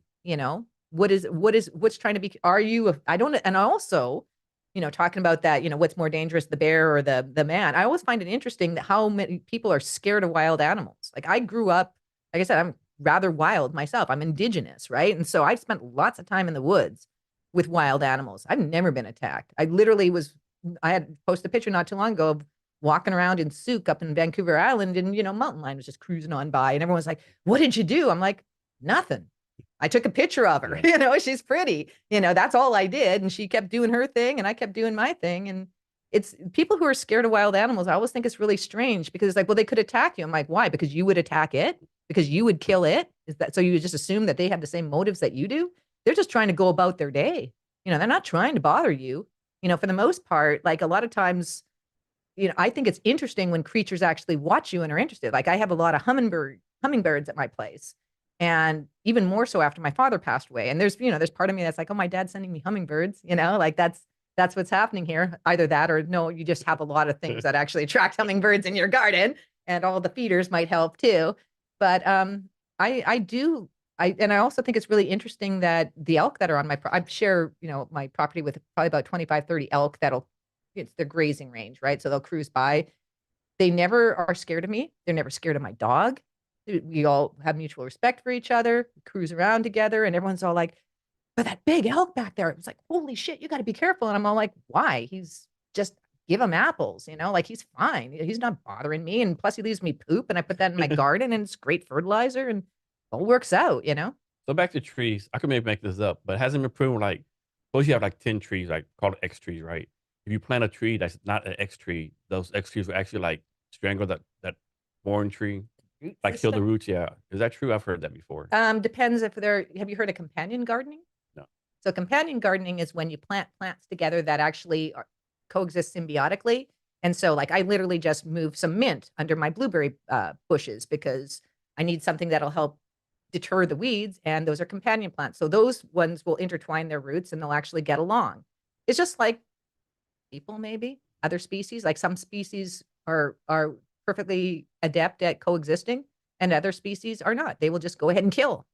Not that different in plants and fungi. Fungi, I think it might be different. I need to learn more about it. I'm just finding it really curious that I have all kinds of mushrooms popping up at my place, and that only happened in the last 8 years. So I think that that's super interesting So why is being data driven so important to you? because I think it's important that if you say something, you're able to measure it and prove it. Like it's not just some bullshit that, oh yeah, you should hire me because of X, Y, Z. I think you should be able to show a return on what you have to offer. And so that's why I like to find out what's important to people. So what, like when people ask me, like I actually had this for somebody who wanted to hire me, what is a data-driven strategy? What does that mean to you?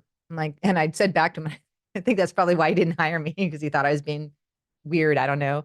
But I said, well, it doesn't really matter what it means to me. It matters what it means to you because the idea is that you want to have a consistent definition because you're developing this program for your company. So, but to say that there is the data-driven strategy, like it's one thing that exists like as a universal truth, nah. So how did you become so involved with so many tech startups, especially AI, ML startups? How did that happen? Because they're the ones doing all the innovative shit. So I've worked in tech for a really, really long time. I have worked at with the big tech companies as well.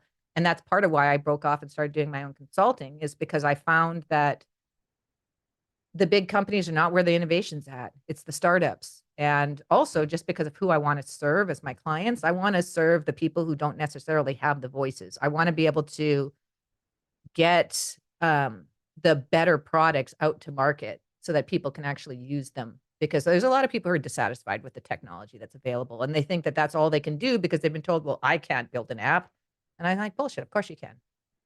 You just don't think you can because you think you need to be good at math, you need to be good at science, you need to be technical. Like it always cracks me up when some kid is all like, wow, you text so fast. Wow, look at you using Facebook or whatever. They're surprised by it. And I'm like, fuck you, I built this, like you should see what kind of algorithms I know how to build. But it just people make assumptions about you, like it's only for the young kids. It's like, first of all, challenge that. It's like if it's only for the young kids, they did their UX testing wrong because the population is more than just them, right? So if that text is too small and you can and your over 40 eyes need you to be able to make it bigger, then and you don't have that functionality, it's like, what are you doing? You're limiting your audience. And so this whole idea of, old dogs, new tricks, too old for tech, can't do this, can't learn that, bullshit. You're just not being inclusive enough in your design. So I know you have like a 4 month process. And you have like a guarantee Mhm. that process works. Can you talk to that, how that works? Yeah, so that's really, I mean, it's an innovation process that I guarantee I can get your innovation built in 4 months or less, right? And a lot of times it's even faster than that, but I want to be able to define Now, what. does that presume that the company has all the tech people they need, developers they need? It's like there's like parameters for this guarantee. Of course. Okay. Of course, there's parameters, but there's also an agreement of what it is that we're going to build in that time frame. The reason I do 4 months is one, that's been pretty much my track record. A lot of times it takes less time than that, but it's really more for me to be able to balance my workload, right? So I don't overextend myself in terms of the whole point of consulting for me was to be able to work with multiple different clients, not just, oh, you work at Microsoft, so you can only work with Microsoft tech with Microsoft employees. Didn't want to do that. Like, and it wasn't Microsoft, it was actually Oracle that was the case of because I was there for like 10 years. But and also quite honestly, Oracle's tech was not particularly innovative and literally was talking with one of my former colleagues there and he's showing me a chat bot that he was so proud of and I just didn't want to tell him how ugly his baby was. But like even before I left Oracle, I'd built a better chat bot than what he did. And I'm like, dude, yeah, you need me, but I don't know how much I need this. Like that's kind of where I am with my own consulting is that not everybody that needs me to work with them are people I want to work with. So I'm very selective about who I work with.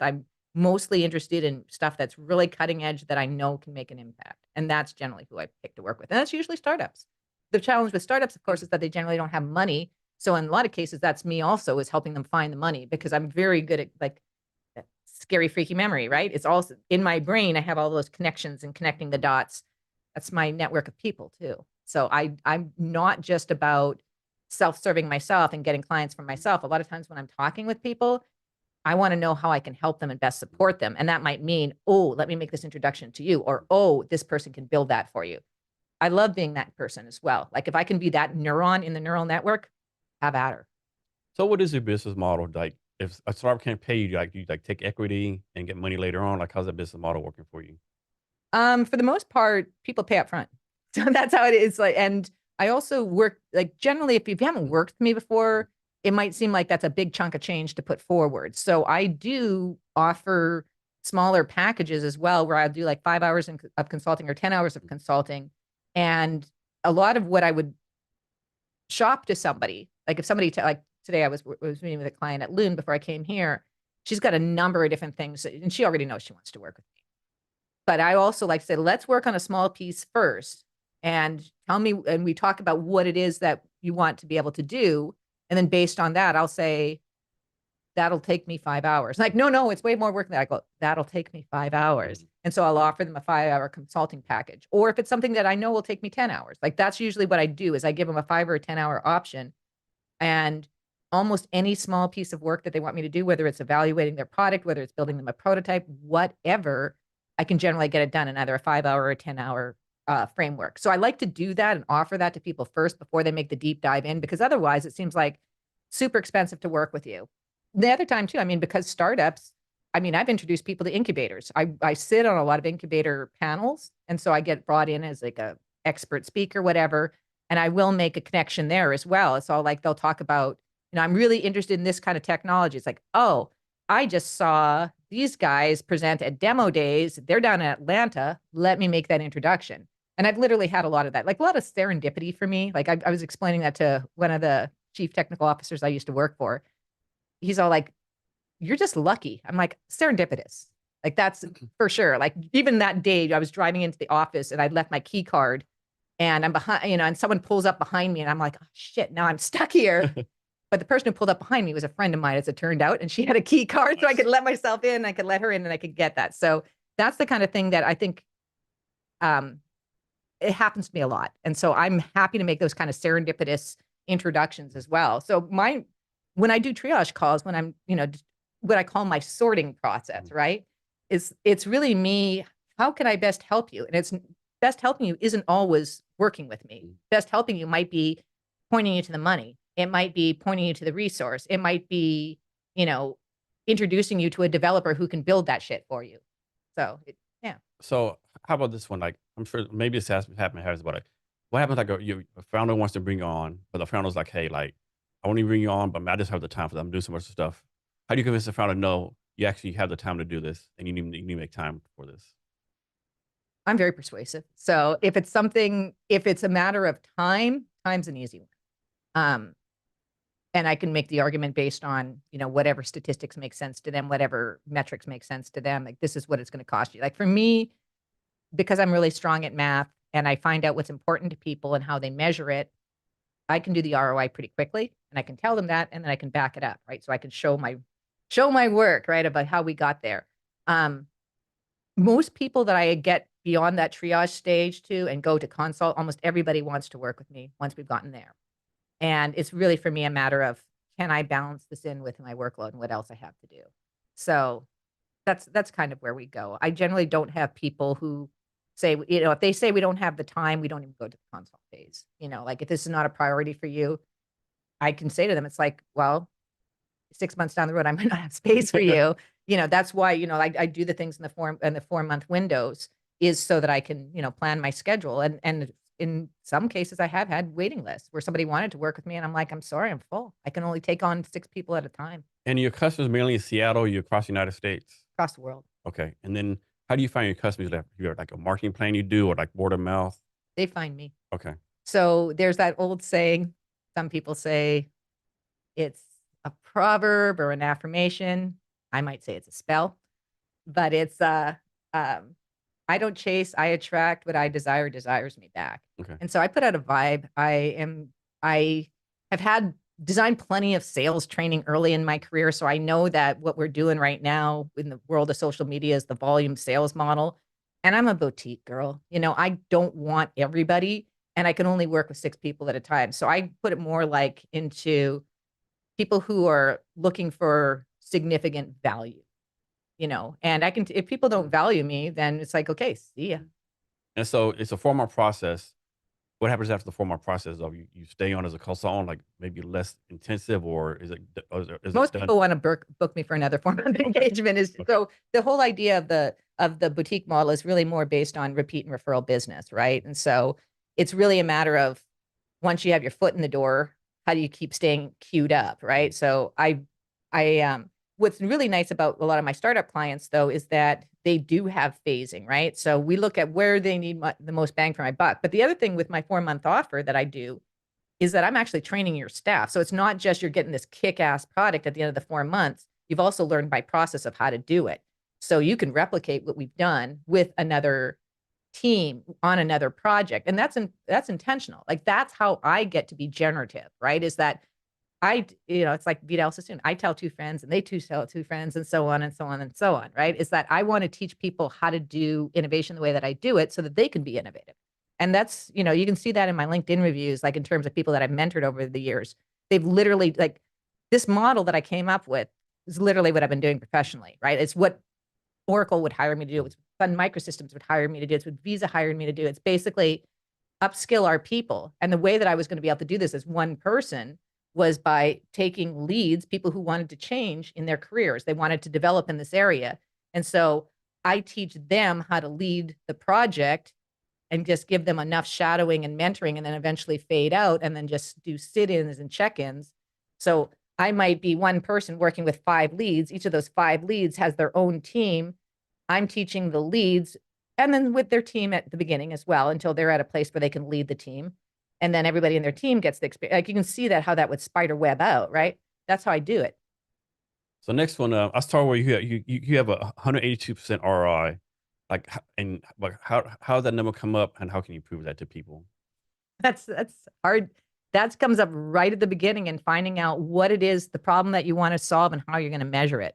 And that's one of the first things that I tackle with clients, is that very thing. What's the thing that you want to measure? Is it customer satisfaction? Okay, as measured by what? Is it a change for me, because I'm a behavioral scientist? Change in behavior. What kind of behavior? Increase, decrease, steady state? What does it look like? And so when you know what you're dealing with, you have a baseline, and then you have, after your implementation, right? After your intervention, pretty easy to do the math on it. So our customers are not good customers, right? How do you get rid of your bad customers? You just like fire them, so to speak, or you like try to train them to be a better customer, or you just like get rid of them? So I'm really good at selecting out. So I don't take everybody who wants to work with me. So I try to do that. I try to be preemptive.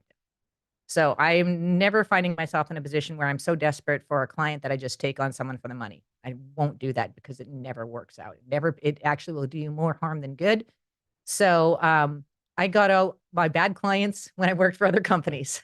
So I've had a lot of experience with that, and I don't even entertain it anymore. Okay, I have this written down. I have no idea what it means, right? But I wrote, for some reason I wrote unlock, unlocking creativity, video games, and the new creative. Does that ring a bell? Say it again. Unlocking creativity, video games, and the new creative, Unlocking video games, free, and the new creative. and the new creative.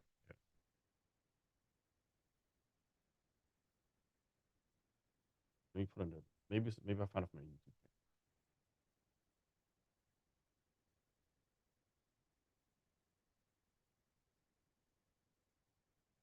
Sounds like actually one of my friend's businesses. It's what he actually does, is he's trying to teach people how to be creators and how to use media to do it.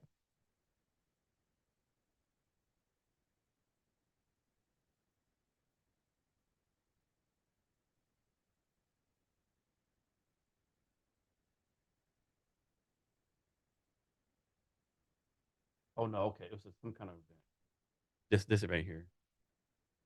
I think it's Oh, Oh, that, yeah. So that's the VRARA. That's or VARA. Okay. Varara. Okay. Okay. So So you're speaking that, aren't you?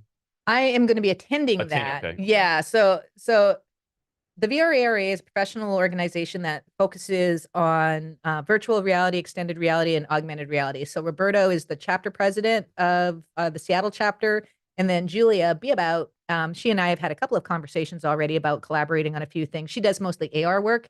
So this particular one is going to be a presentation that the local chapter does. That's just a networking opportunity. So I am going to be at that one live Okay. because Julia has asked me to come a few times. Um, I've done some really cool AR work, like just in that nobody does. Mm. Like I did this really cool project for DHL, the delivery company. And it's so Julie was like, you got to present that. You got to show that to people.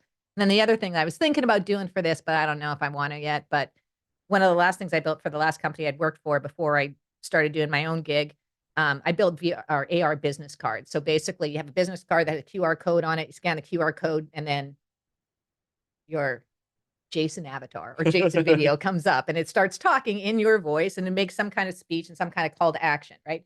The way that we set it up is a template, right? So it basically mimics you. And at the call to action, it's going to behave like you would if somebody did or did not follow your instruction, right? So mine was particularly hilarious because I have things that I do with my face and I get a little impatient and I tap my foot.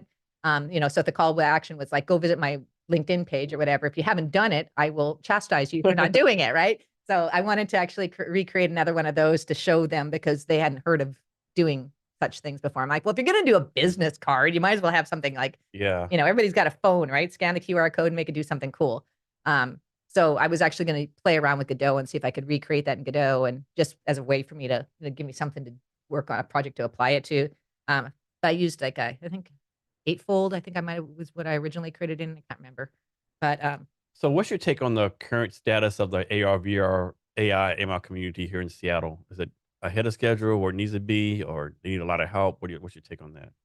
um, what I see in general is a lot of people who are interested in the technology and the hardware and that aspect of it, but they haven't really put a lot of thought, or they think they know because everybody thinks they know, into how people actually learn and what are the best learning use cases for the technology. Like some of them are no brainers. Like obviously, the very first stuff that I started doing in VR was military, right? I was working for the National Guard. It was where I was working during 9/11.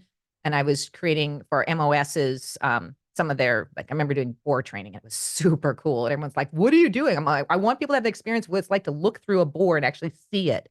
And they're just like, that is, whoa, because what I noticed is that, especially for the National Guard, is they never had the actual equipment. How freaking dangerous is that? Is that they aren't full time.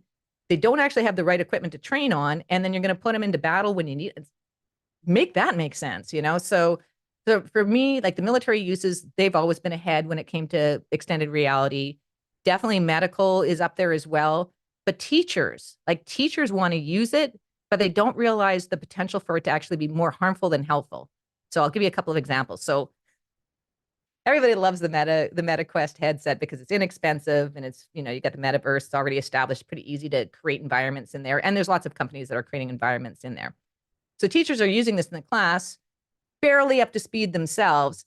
Meanwhile, kids in their class have been using these kind of headsets forever, been playing games forever. They know how to escape the classroom and go off and do something else in the metaverse. Well, the teachers think they've got them captive attention when they don't. They're all like fucking around somewhere else, right?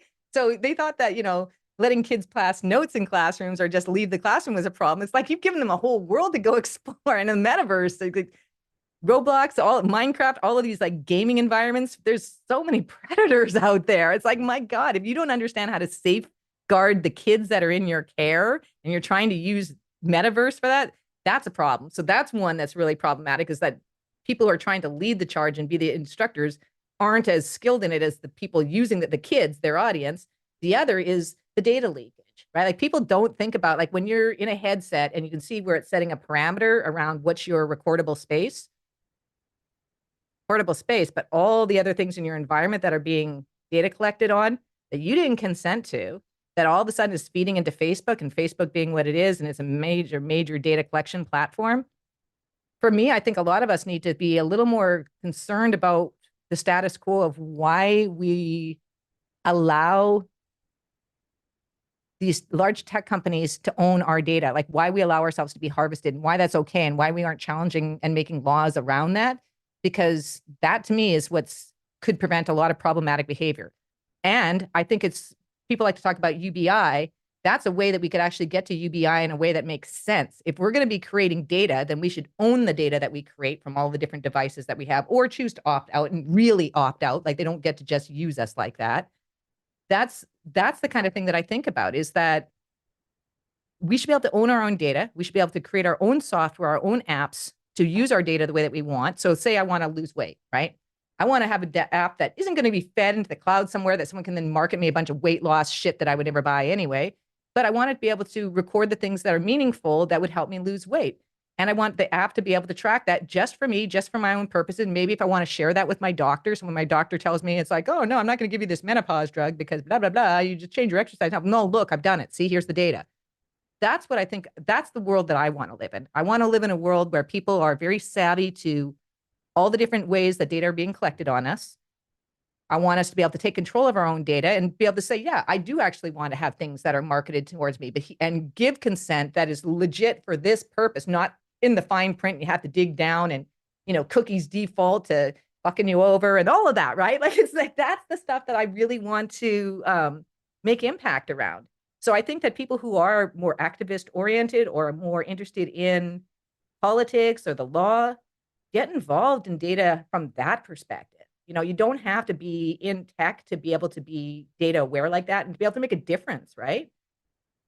I don't know how true this is, but I remember reading somewhere that Meta sold everyone's data to Netflix like $100 million or something like that. I wouldn't be surprised. Yeah. I wouldn't be surprised at all. I wouldn't be surprised if they're all not all data swapping all amongst each other. I mean, all of these platforms are data collection platforms. They're all these large, what we used to call them behavioral psychology token economies. The difference is that we're not the rats pressing the levers and getting the pellets. They get the pellets. That's not fair. That's not fair at all. Like, we literally are living in a Black Mirror world, and it sucks. But what is your take on UBI? Tell me a little more. Say a little more. Like, UBI, I think like a lot of people against it because, we want people getting money for nothing, But my thing is like, we'll take truckers, right? If you make all these truckers unemployed because you have the anonymous truck vehicles, right? Do you really want $250,000 like instantly unemployed, making no money, right? And then like, how do you figure out that UBI is like based on your location, based on what you did before? Like example, like I don't like I've seen like robots on TV on internet like cleaning closets, picking fruits or whatever. So like, suppose you have a truck driver. I make this all up. Truck driver, we'll say making 100,000 a year, right? We'll say you have a janitor making like 50,000 a year. Does the UBI then get based on what they did before? Is it equal for everyone? Like That's what I think is going to be the hardest sell with UBI, is that people who are making more than whatever who gets to establish what the rate is and under what circumstances, right? And how many side hustles do you need to work? Well, because that's kind of where we are right now, right? How many side hustles do we need to work just so that we can live the kind of lives that we want to be able to live, right? So who gets to decide that? Like, I think it's funny. If I apply to a job as a learning and development person, I can make between maybe 100 and 150K. But if I do exactly the same thing that I do, but I come with a machine learning engineer, now all of a sudden I'm making 100K, at least more than that, because of the cachet of the words, and that to me isn't right. It's just like B.F. Skinner wrote Walden 2, I want to say in the 1940s, that was looking at actually compensating the people who had the shittiest jobs the most. So if it was a job that really no one wanted to do, they're the ones who get the most money for it. It's just like what we were learning about what are essential workers, right? yeah. And it turns out essential workers are some of the more poorly compensated people, even though they're essential. So I there's a lot to unravel with UBI, but I also think we need to think about how it is that we're generating data, we're generating money for other companies unknowingly. Like it's not an accident that tech companies are as wealthy, and why like Nvidia is all of a sudden like way up on the stock market, like people don't know. Like, that's the thing. Like, this is allowed to happen because people are kind of in the dark about why it's happening. It's just like, well, I should work. Like the thing that pops up for them is like, I should get a job in tech. I should transition into tech because then I'll make a lot of money. And literally, that was what my professor told me about since I came out here to do my internship. That's how I came to Seattle. I came out here for a year in 1994, right? Going to be here for 1 year, do my doctoral internship and then go back to West Virginia, defend, move back to Canada. That's not obviously what happened because I'm still here. But one of the people on my advisory committee had just said that. He'd said, Lindy, you're brilliant. You absolutely could become a full professor at any university that has a strong behavior analysis program. Not a problem. We could help you do that. However, you're already in Seattle. Why don't you go work for Microsoft? Why don't you go work in tech? It's going to be because he's living in West Virginia, knowing that Seattle is going to be this tech hub in the 90s. He already knew it, right? Before even the .bomb era happened. He already knew it. So he says, he goes, you can do research working in tech. He goes, you deserve to make more money. Grew up poor. You're far too smart to come and work for $35K a year. Don't do it. Do you think most people, like most average Americans, realize how advanced tech is going to be? I don't think people realize how advanced tech is already. I agree with you. Yeah. And also how not advanced it is. I literally was watching some dude hawking some generative AI that was clearly just semantic analysis. That's all it was. Pretty easy classification. It's machine learning. It's barely AI. But because he was talking to it and it had a voice, he's all like, look, it's empathetic AI. It's a therapist. It's AI therapy. I'm all like, dude, that is phenomenal. Like how you are like deceiving people. Like, that's so not okay. And plus, like, it's some tech bro, right? Like he doesn't know. He's obviously so out of touch with human behavior that it's like, yeah, your dog can tell by the tone of voice whether or not you're mad. It doesn't mean he understands the words you're saying, So you think UBIs are going to be inevitable? You think it's actually going to come sooner than later? I think it has a lot to do with how politics go. I mean, I wouldn't have predicted, COVID and shutting down the world, like having, and then people being convinced to take vaccine, like all of it. Like it just feels like such a science fiction movie the last 5 years. Doesn't it though? Yeah.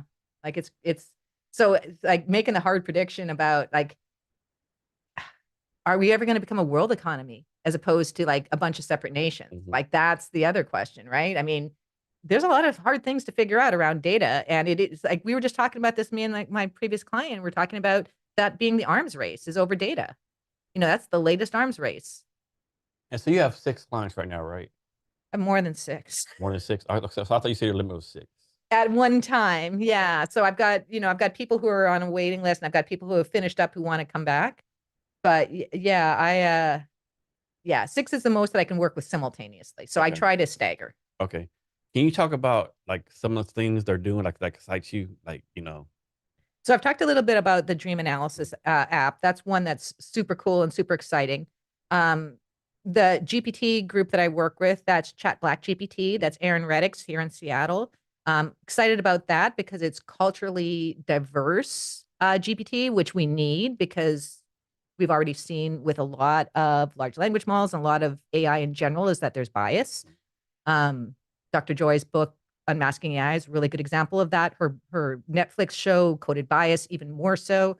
So that's another group that I'm really excited about working with. The client that I was meeting with today is doing child DBT, which is therapy, a type of therapy, child therapy.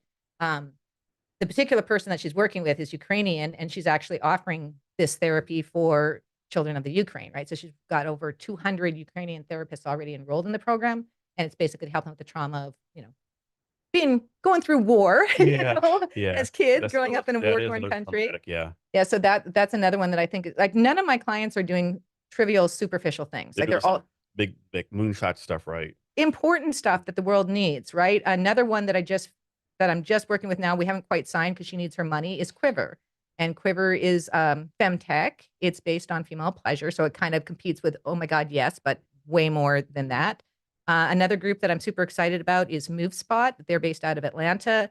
They are young dudes in their early 20s that have figured out a brilliant tech that's only available on Apple. I can't wait for it to be available on Android so I can start messing with it. Like I've been just playing with it through my emulator, which is not really the same experience.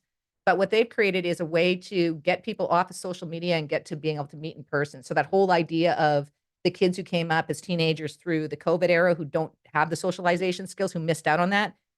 They weren't the ones who went to the mall to meet kids and hang out. That's what their app solves for. So they a social media platform that is not meant to be sticky and to keep you on social media, but to pull you into the real world. Super cool. But so those are the kinds of things. Another one that I'm working with is a scaled mental health platform. And so they're basically creating a platform that allows you not only for researchers and therapists to not only test their efficacy of doing therapy in a digital format, but then once they've actually tested it and made sure that it works, then they're flipping it over and then offering it as something that has data behind it that it actually works, and then can do that therapy through the platform as well. So both research and application.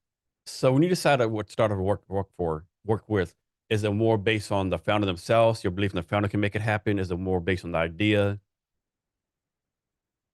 The idea for sure, because that's usually where I start from, is people having a vision or an idea and then me helping them take that idea and making it real. Because my big thing is don't talk about it, be about it. So I show them how to prototype. I show them how to get it done. A lot of people come to me with something already, partially baked. So a group that I just finished working with, they were, when I started with them, practice AI. And that was one of the things like, branding, that's not what you want to call it. So now they're Jaffe AI.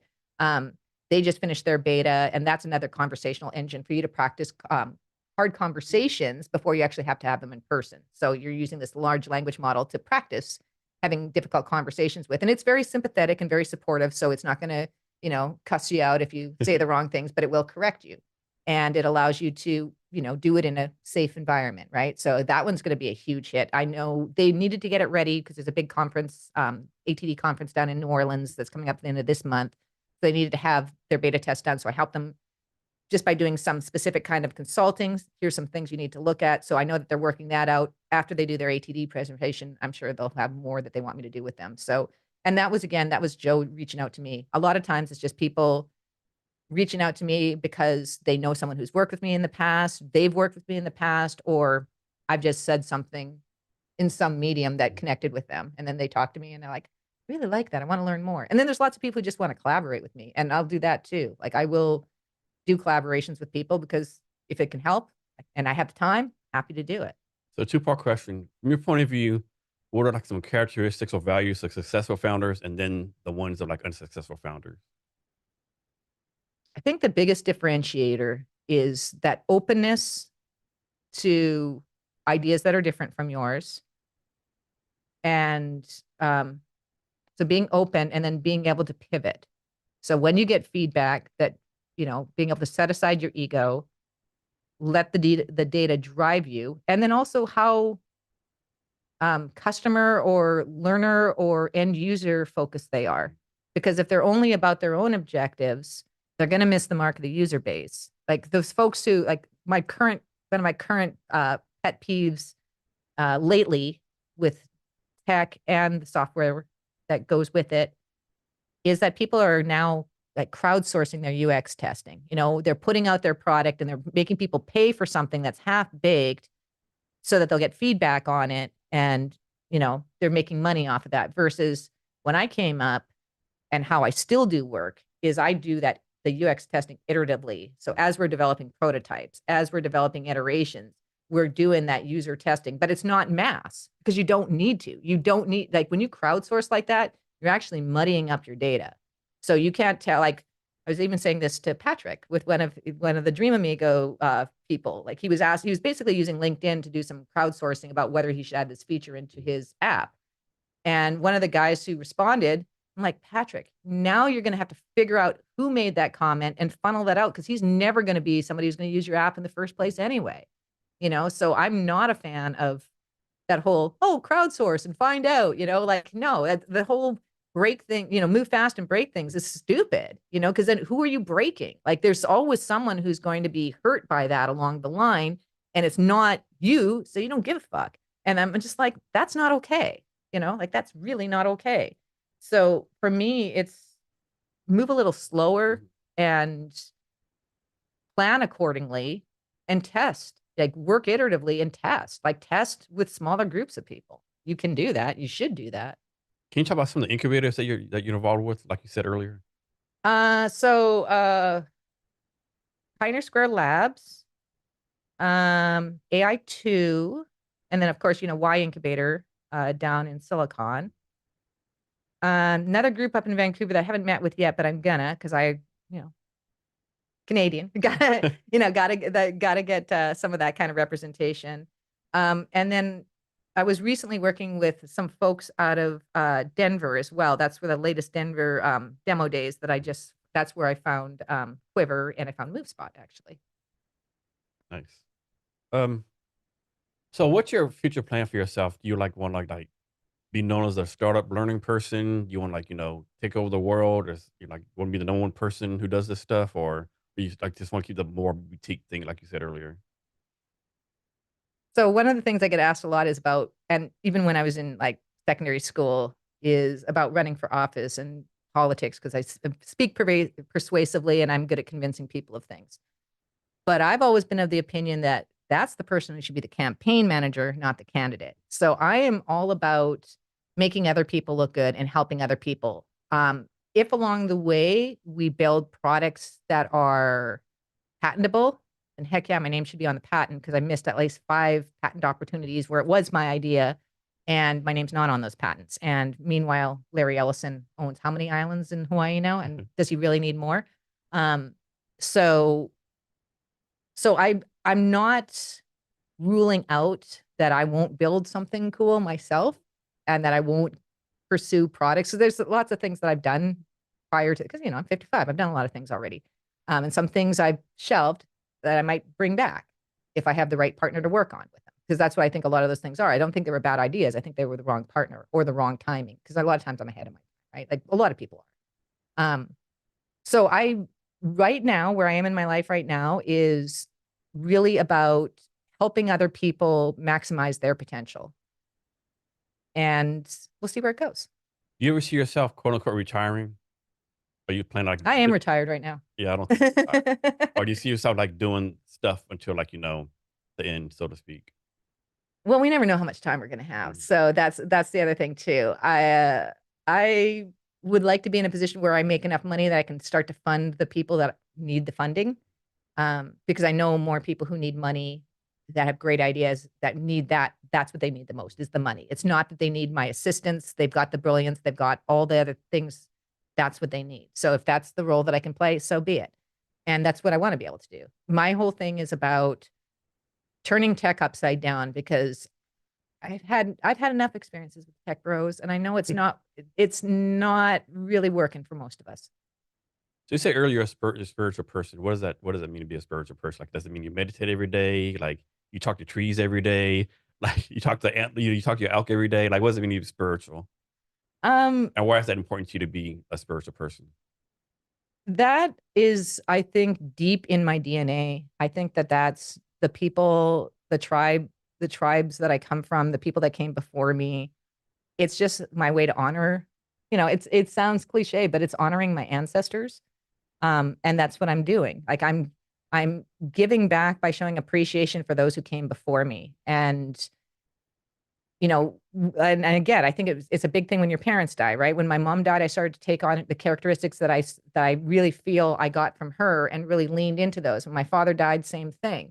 And so that's as the older I get, that's more of what I rely on is just leaning into the things that were already me and finding out what that means. And for me, it really was, so much of my life is about nature and growing and being in touch with other beings. And quite honestly, I mean, I'm one of those people that dogs come up to, like wild animals don't mess with me. I can grow pretty much anything. So there's something to be said about that. Like even my brothers say that. They're like, you're the one who got the green thumb in the family.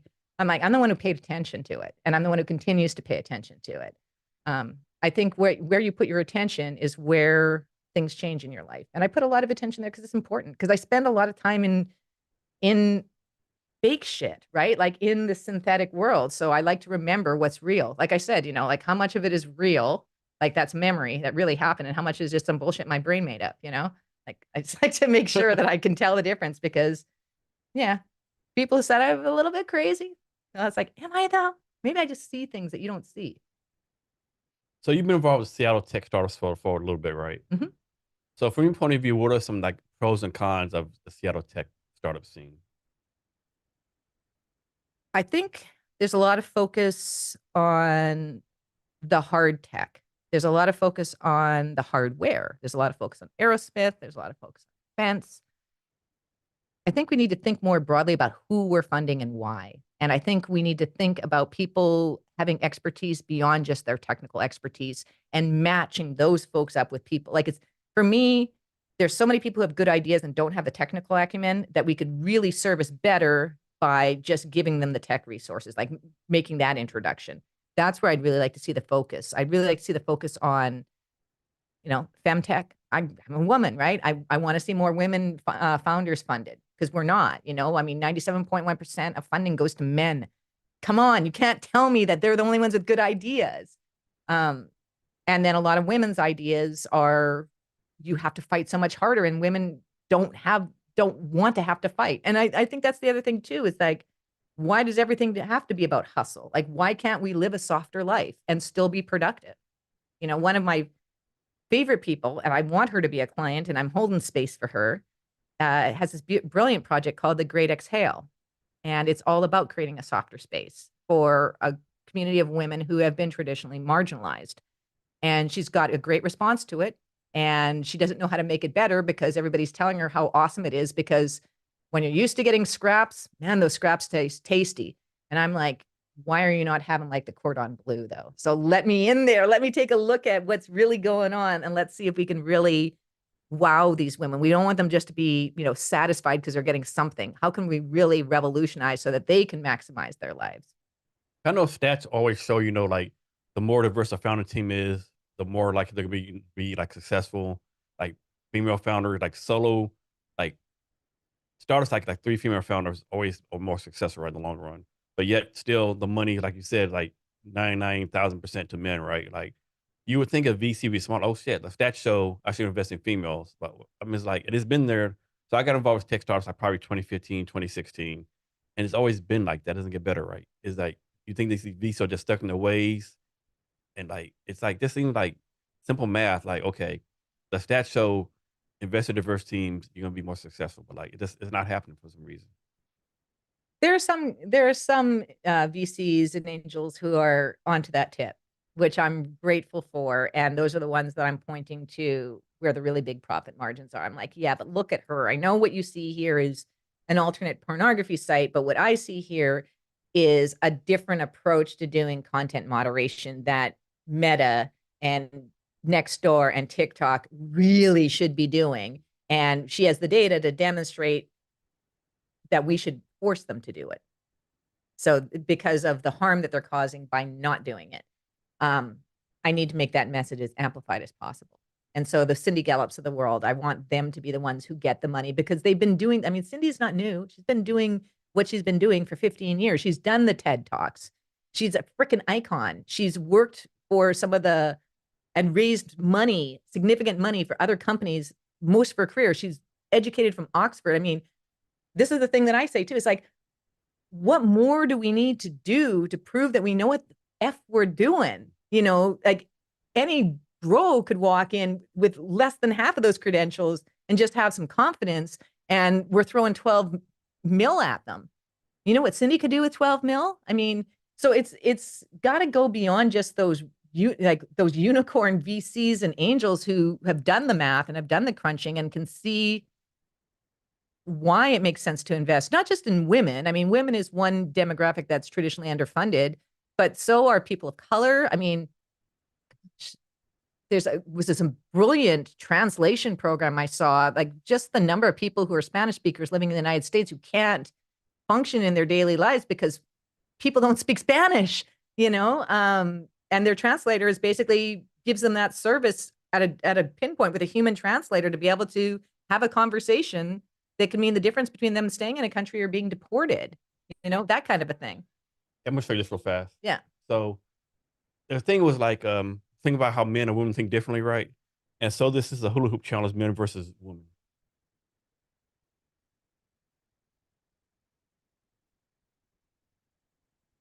See how the men are doing it. Kind of difficult, right? I think that you had to hold hands with everyone, right? You Yeah, can't and get you in tap it contact. down. Yeah. Yeah.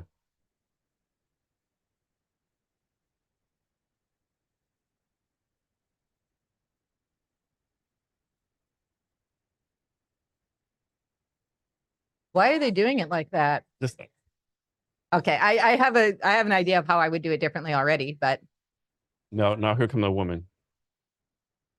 Every one of these men should be like, I must be the dumbest person ever. Look what a woman did. that's exactly what I was thinking. Yeah. Actually, I would have done it through the feet, but that's even better. Yeah. And so it's like, it's just, yeah. How long did it take them? Almost half, right? Yep. Yeah. Yep. Exactly. And then back like Black founders that be funded. So recently I saw where like I make this up like 2022 Black founders the Bay Area got like $10 billion, and that went down from 10 billion like maybe like 100 million, right? Like insane decrease, you know. Well, one of the things that I heard recently too is that a group of Black female VCs were getting, if somewhere in one of the southern states, I can't remember which one, were getting sued for discrimination because they were only funding other Black women. Yeah. And I'm like, come on, you know how infrequently Black women are funded anyway? Like, Yeah. seriously? With that one, I'll push back what they should have done, because that is illegal, right? What they should have done, they should have said, we prefer to fund Black females, you know. What they were doing, understand, like they weren't taking any application for anyone else, right? They only like funding Black females. So that's against the law, right? So they should have said, and not saying the right thing to do, but they should have done is like, hey, we prefer to found like Black female founders. And then it's like took applications and just like rejected it, right? Like I'm not saying I'm not saying that's what we should have done, you know, but the fact they said we only found, I got to finish that. Yeah. Yeah. So talk about your own company, all right? We haven't talked about it enough. So talk about how your company got started, what you're focused on now, what your big term vision is for it is. So I left Oracle in 2019, and mainly because I wanted to, help other people. Like that was mainly what I wanted to do. And I probably should have started Linda Be Learning then, but I didn't. And as it turned out, like COVID and all these other things we couldn't predict had happened since then. But most recently, I'd been working for a learning technology company that was based out of Canada. That was one of the draws. Like I was literally December 2022, bought the domain for Linda Be Learning, was going to go full on, do that work then. And then I got some executive headhunting company wanted me to take this position with this Canadian learning tech company.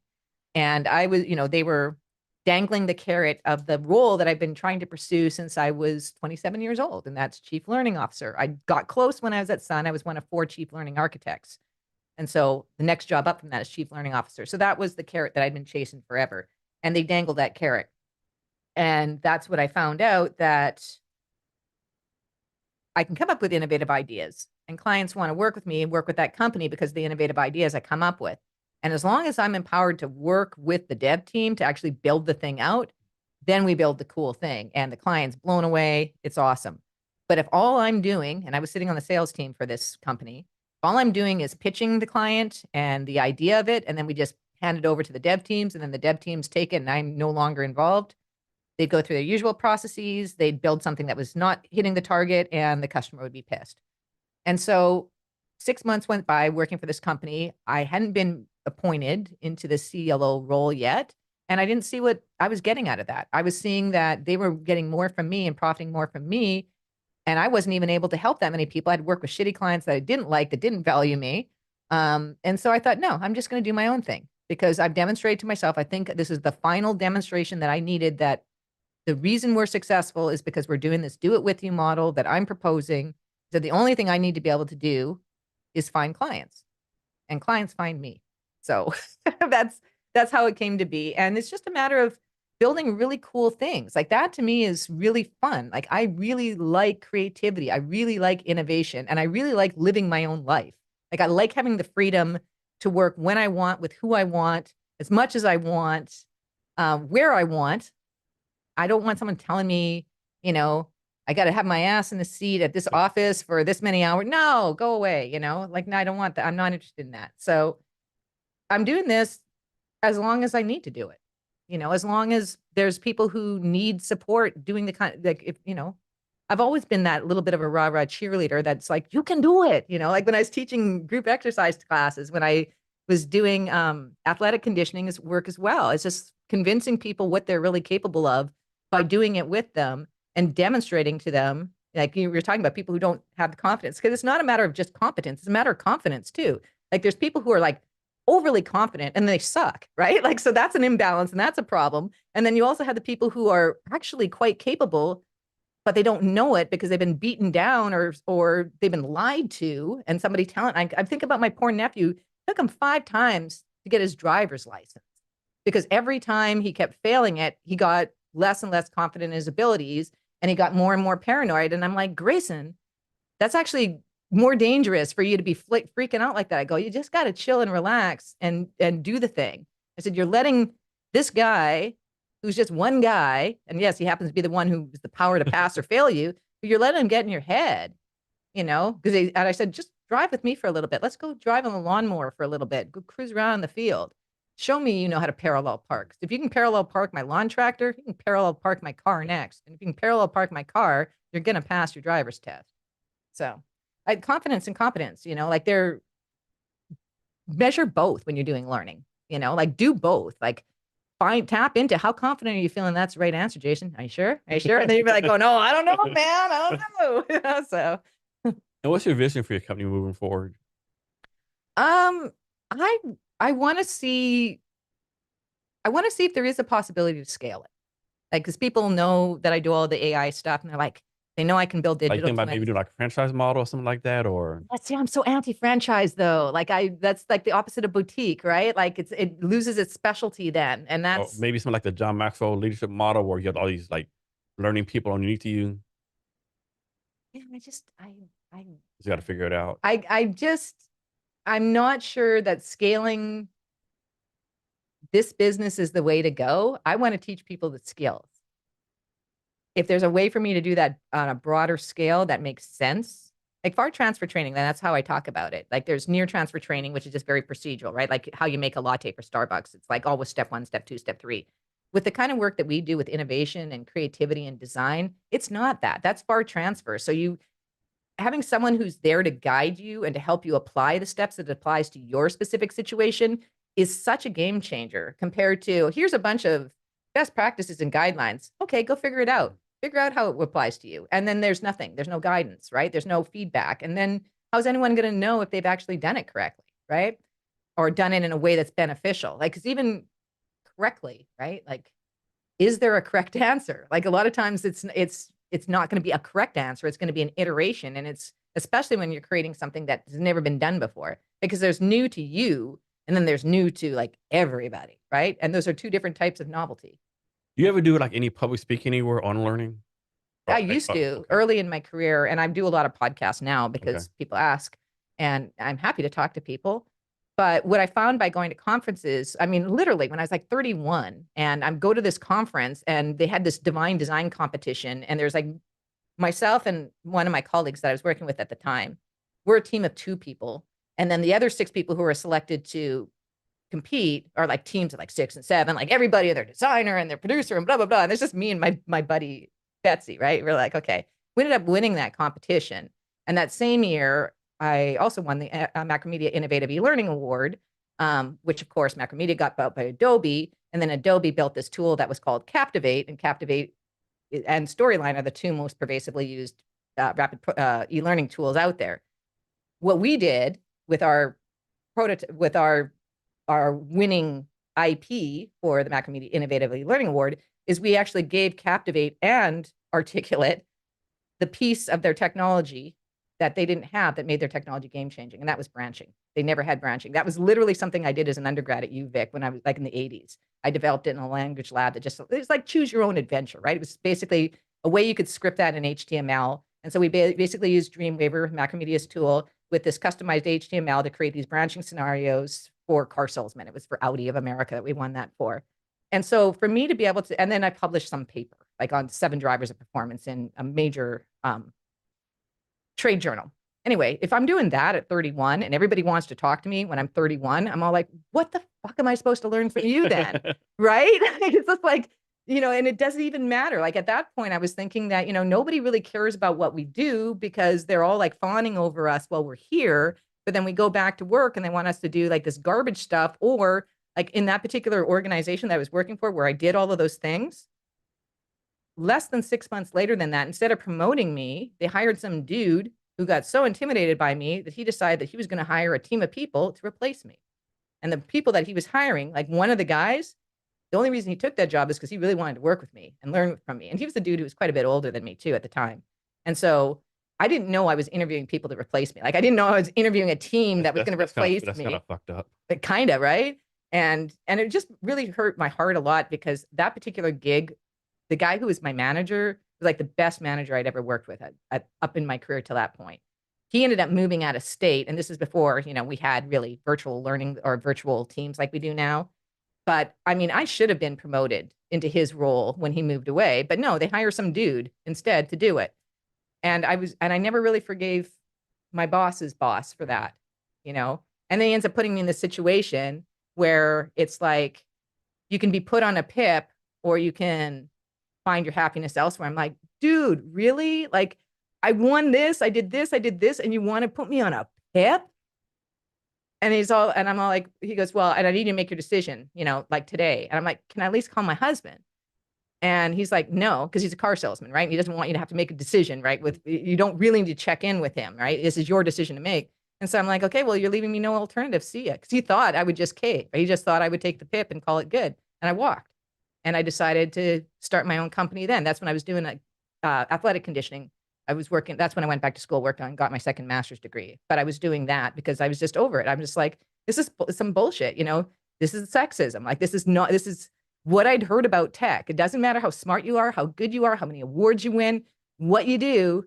If you're this and you're 31 and they're not, they're going to just think, like we can just manipulate you and push you around. And I was also a competitive boxer at that era of my life. So I don't know what you were thinking, dude, because I'm not a person who, I never laid down and I almost always won by knockout. So yeah, I tell people all the time, if someone gives you a PIP, 95% of the time they've made the decision to get rid of you anyway, right? Well, why wouldn't you walk under those circumstances? Yeah. They set up a fail. Well, the thing that happened is that whole department collapsed after I was gone because I literally was carrying it. And I knew it. I was building out a team because I wanted to scale what we were doing. And they thought they were going to replace me because the thing was too, like I said, dude who was supposed to replace me as the lead, he walked too. He's all like, only joined because I wanted to work with Linda. If she's not going to work with you, I'm not joining. See you. Bye. Exactly.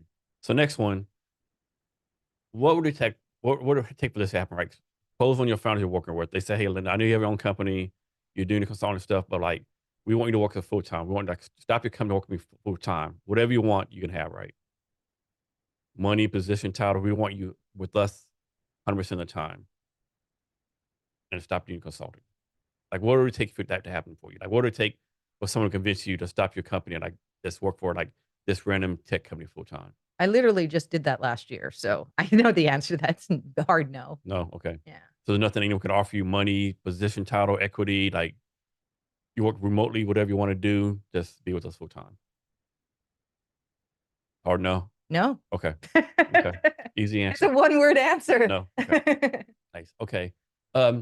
Is there anything else that I asked you that I didn't, or anything else you want to talk about? How can I help you, Jason? We'll talk about this after the podcast. Like Okay. that's the one thing I got to build out. Like everyone's good. Like, hey, how can I help you? I think most people kind of suck at when they get that question, right? Most people like, how can I help you? Or most people suck at like, how can you help me, right? So yeah, that's not getting better at. I suck at that. And I suck at follow up. So yeah. Oh no. Yeah. 2 things that help you build your business, bro. Yeah, I know. Okay, yeah. Anything else you want to talk about? I don't know. Anything else cool happening in Seattle that we should probably touch on, or anything local? There's always networking stuff going on. There's always something cool.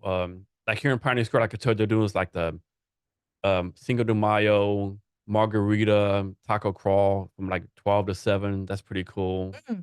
Mm. Last Thursday, so the first Thursday in Pioneer Square, they have a thing called an art walk, where all the galleries will open up for free.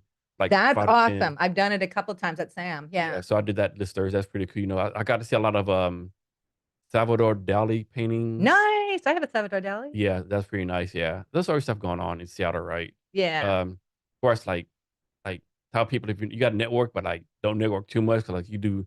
There's something going on every week, or every day, right? Some either AI, ML, founders, startup hall.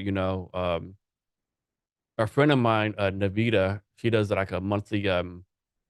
It's gonna happen. So The building the Pioneer Square Labs is in is so Pioneer Square Labs is third or fourth floor. Yep. Underneath is like the uncommon incubator. Yep. So she's doing a pitch competition there on May 15th, like early stage startups. Yep. We did the first one in April. We're doing over May 15th. I've got a client actually that's going to be doing the one on May 15th. So Okay. yeah, Nice. that's one of the ones that I pitched to her as well. I'm like, 'cause, again, needed money, right? Yeah. I was gonna say, so Cinco de Mayo, margaritas, Yeah. rhubarbaritas. They're so good. I mean, it really is. And I'm also about, anything you put a circle of salt around for someone who's a little bit witchy, we're Yeah. very good about that, right? It's all like, yeah, I'm all about it. That's my little protection. So margaritas with salt around them, sure. So are you gonna be there too on May 15th? Um, Hopefully you can come. I think so. I think Okay. so. Yeah. Yeah. Yeah. I've got to see where Amber is with that one, but I told her I would be her boots on the ground in Seattle. Yeah. She's in Denver, so Okay. yeah. So how it works is like we did the first one in April. So 3 people pitch, right? Mhm. You get 10 minutes of pitch. You can do less, right? And so you do your pitch, and everyone has a paddle, and the paddle goes yes or no, right? Yep. And then then they take questions, right? I recorded Amber's pitch that she did for demo days. Okay. And so that's Access Mode was the name of that incubator in Denver. And Okay. it was supported by the governor. Super, super cool. That's actually how I ended up getting Amber as a client, is Okay. that I was watching her over Zoom do her pitch and I recorded it. And I'm just like, this woman's awesome. Yeah. And so I'd sent her, I reached out to her and I said, yeah, I actually recorded it. And she's like, you did? Because she hadn't gotten the recording Yeah. from Access Mode yet. And so she's all like, of course, she's critiquing herself and only saw the mistakes. I literally saw no mistakes. Like, Yeah. I just was like blown away with how, like, given the nature of what she's talking Mhm. about, like, there's a lot of opportunity to become uncomfortable, Yeah. especially in a mixed audience. But she just delivered. And so we've had a couple of really, really good conversations thus far, but she needs money. And so that's what that's my first priority with So her. speaking of money, I think the Seattle VC startups or angel investors get a lot of criticism, not actually like doing funny, right? Yeah. And like I can count off the top of my head like 10 founders who didn't get money here, but went to the Bay Area, New York City, somewhere got money, right? Yeah. Do you advise your clients when it comes to fundraising, hey, like focus on Seattle only, or do you say, hey, No, like go where the money is. like Yeah. travel, like spend a couple weeks in the Bay Area, go different places, and of course, when COVID came, it's kind of different. You can do stuff on Zoom, but is it better like okay, Be there. like go like Yeah. like Pump the flesh. It makes a difference. Yeah. Yeah. So I've got a couple that I'm sending to New York because of that so where I try to do is try to match people. It's a little like being matchmaker, right? Like, what's the vibe? What's the chemistry? Who's actually doing and what are they actually funding in the different areas? Everybody's interested in Y Incubator, but again, Y Incubator is another one that's primarily it's going to fund the bros, right? Yeah. But everybody hears about it. It's like, yeah, but Uber, and I'm like, you're not Uber, man. Yeah. So yes, and I also encourage people to do their homework and to find.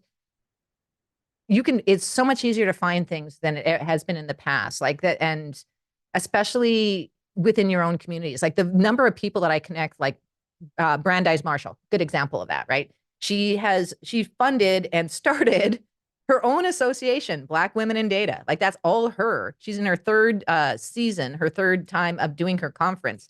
And it blows me away how many women work in data science, Black women who work in data science who hadn't heard of her. So me making that connection. So Brandeis and I meet once a month and we just talk about whatever shit we're doing. Like she literally just came back from recording LinkedIn Live Learning, right? Like she's done some of that work. But there's something else. We're probably going to end up doing like a data scraping workshop together. I just kind of feel that one in my bones a little bit. Only because people always ask me about how I do it. And I mean, if you want to learn Python, I can show you. But for the most part, people don't want to learn that. And you don't need to use, I mean, that's what I do because I don't like feeding IP into the great unknown black box that is a lot of these AIs. But there certainly are other tools that you can actually use to do semantic analysis that are no code and doing the type of data scraping, like literally the tools themselves. Like if you want to data scrape a channel from Slack, Slack will tell you how to do that. And quite honestly, too, if you don't know how, your favorite GPT, right? Just type in there, how do I learn how to data scrape, blah, blah, blah. And it'll tell you, it'll literally give you a plan. Yeah. So you walk through the steps of that plan. And then where it deviates, you do like what any developer does, is like you start to do your homework from that decision point, right? So, I mean, I just like to like empower people and just let them know what they're actually capable of and put them, like things you think of that it's really more a matter of you just didn't think of it. And so if you want to if you want to have an alternative perspective or have someone to bounce an idea of who's going to think of something that you haven't, I am your girl for that. Like I was the kid in class, like, here's a paperclip. MacGyver this. What can you do with it? And I'm like, kept coming up with ideas. 5 minutes later, it's like, I'm not done. I'm not done, you know? So I just have one of those brains that thinks about different ways of doing things. And I absolutely encourage people to talk to me about that. Like, I give that shit away. I don't care. Because So it's not like I have the one good idea and that's it. does your brain ever shut down, or are you having ideas up to the time you sleep? Well, I dream, right? I dream all the time. Yeah. No, people don't realize that. Maybe they do, maybe they don't. Like your brain actually doesn't shut out when you sleep, right? Your brain is still operating when you Yeah. sleep. Your brain's got it's there's a reason that you sleep. There's a reason that you dream. It's just most people are oblivious to those reasons. So how do you do this? Suppose you have a founder and like stuff's not going well for them. Like how do you convince them, hey, you're a great person, you have a great idea, but maybe you need a pivot. Maybe you need to do something different. And it's a matter of having a conversation with them and understanding, what is it they're trying to accomplish and what have they tried so far and why do they think that that hasn't worked? Like just those three simple questions can generally help tap into why they should pivot and how they should pivot. And that's it. I mean, three questions. If someone like has no idea of AI, ML, any VR, no idea at all, what's like a networking event they should go to kind of get like a dummies 101 on all this stuff? I'm a big fan of self-study. So, I mean, if you're going to go to an event, Black AI Think Tank. Okay. Yeah. Yeah. They do meet once a month. Stefan Youngblood. I've learned so much from that particular gathering. It's usually anywhere between 40 and 150 or 160 people have been on those lives. Unbelievable what you learn about because collectively there's so much goodness in there. And if you just listen, like that's the thing too. It's like just listening. But absolutely, like just keep on top of it. Ask if you're going to have these Gen AI bots out there, ask them questions. What do you suggest technology? You're the all wise and knowing Oz. What do you think? You know? Linda, can you share your social media with us so people can reach out to you? Yeah. So my website is Linda B Learning. So I'm always because I be learning all the time, right? So lindablearning.com is my website. You can find me on LinkedIn as well. Also Linda B Learning on LinkedIn. My personal on there is, of course, my name, Linda Berberich. And yeah, you can find me. I come up the beginning of the search ranks. Usually my website first, my personal profile second. So pretty easy to find, as long as you can spell that wicked last name. So, Linda, you talked about all the great stuff already, but can you give us any last minute wisdom or advice or anything you want to talk about? Yeah, I don't be scared of technology. That's the biggest thing is that people fear it. And fear to me, like maybe I'm a black cat, I don't know. But fear to me is always an opportunity to look at why you're scared. It's an opportunity to dive deeper. It's an opportunity for inquiry. Like that's how I usually describe it. So if it scares you, that's your emotions telling you, pay attention, learn. Linda, thanks for your time today. I really appreciate it. Yeah, of course. And to our listeners, thank you for your time as well. Remember to be great every day.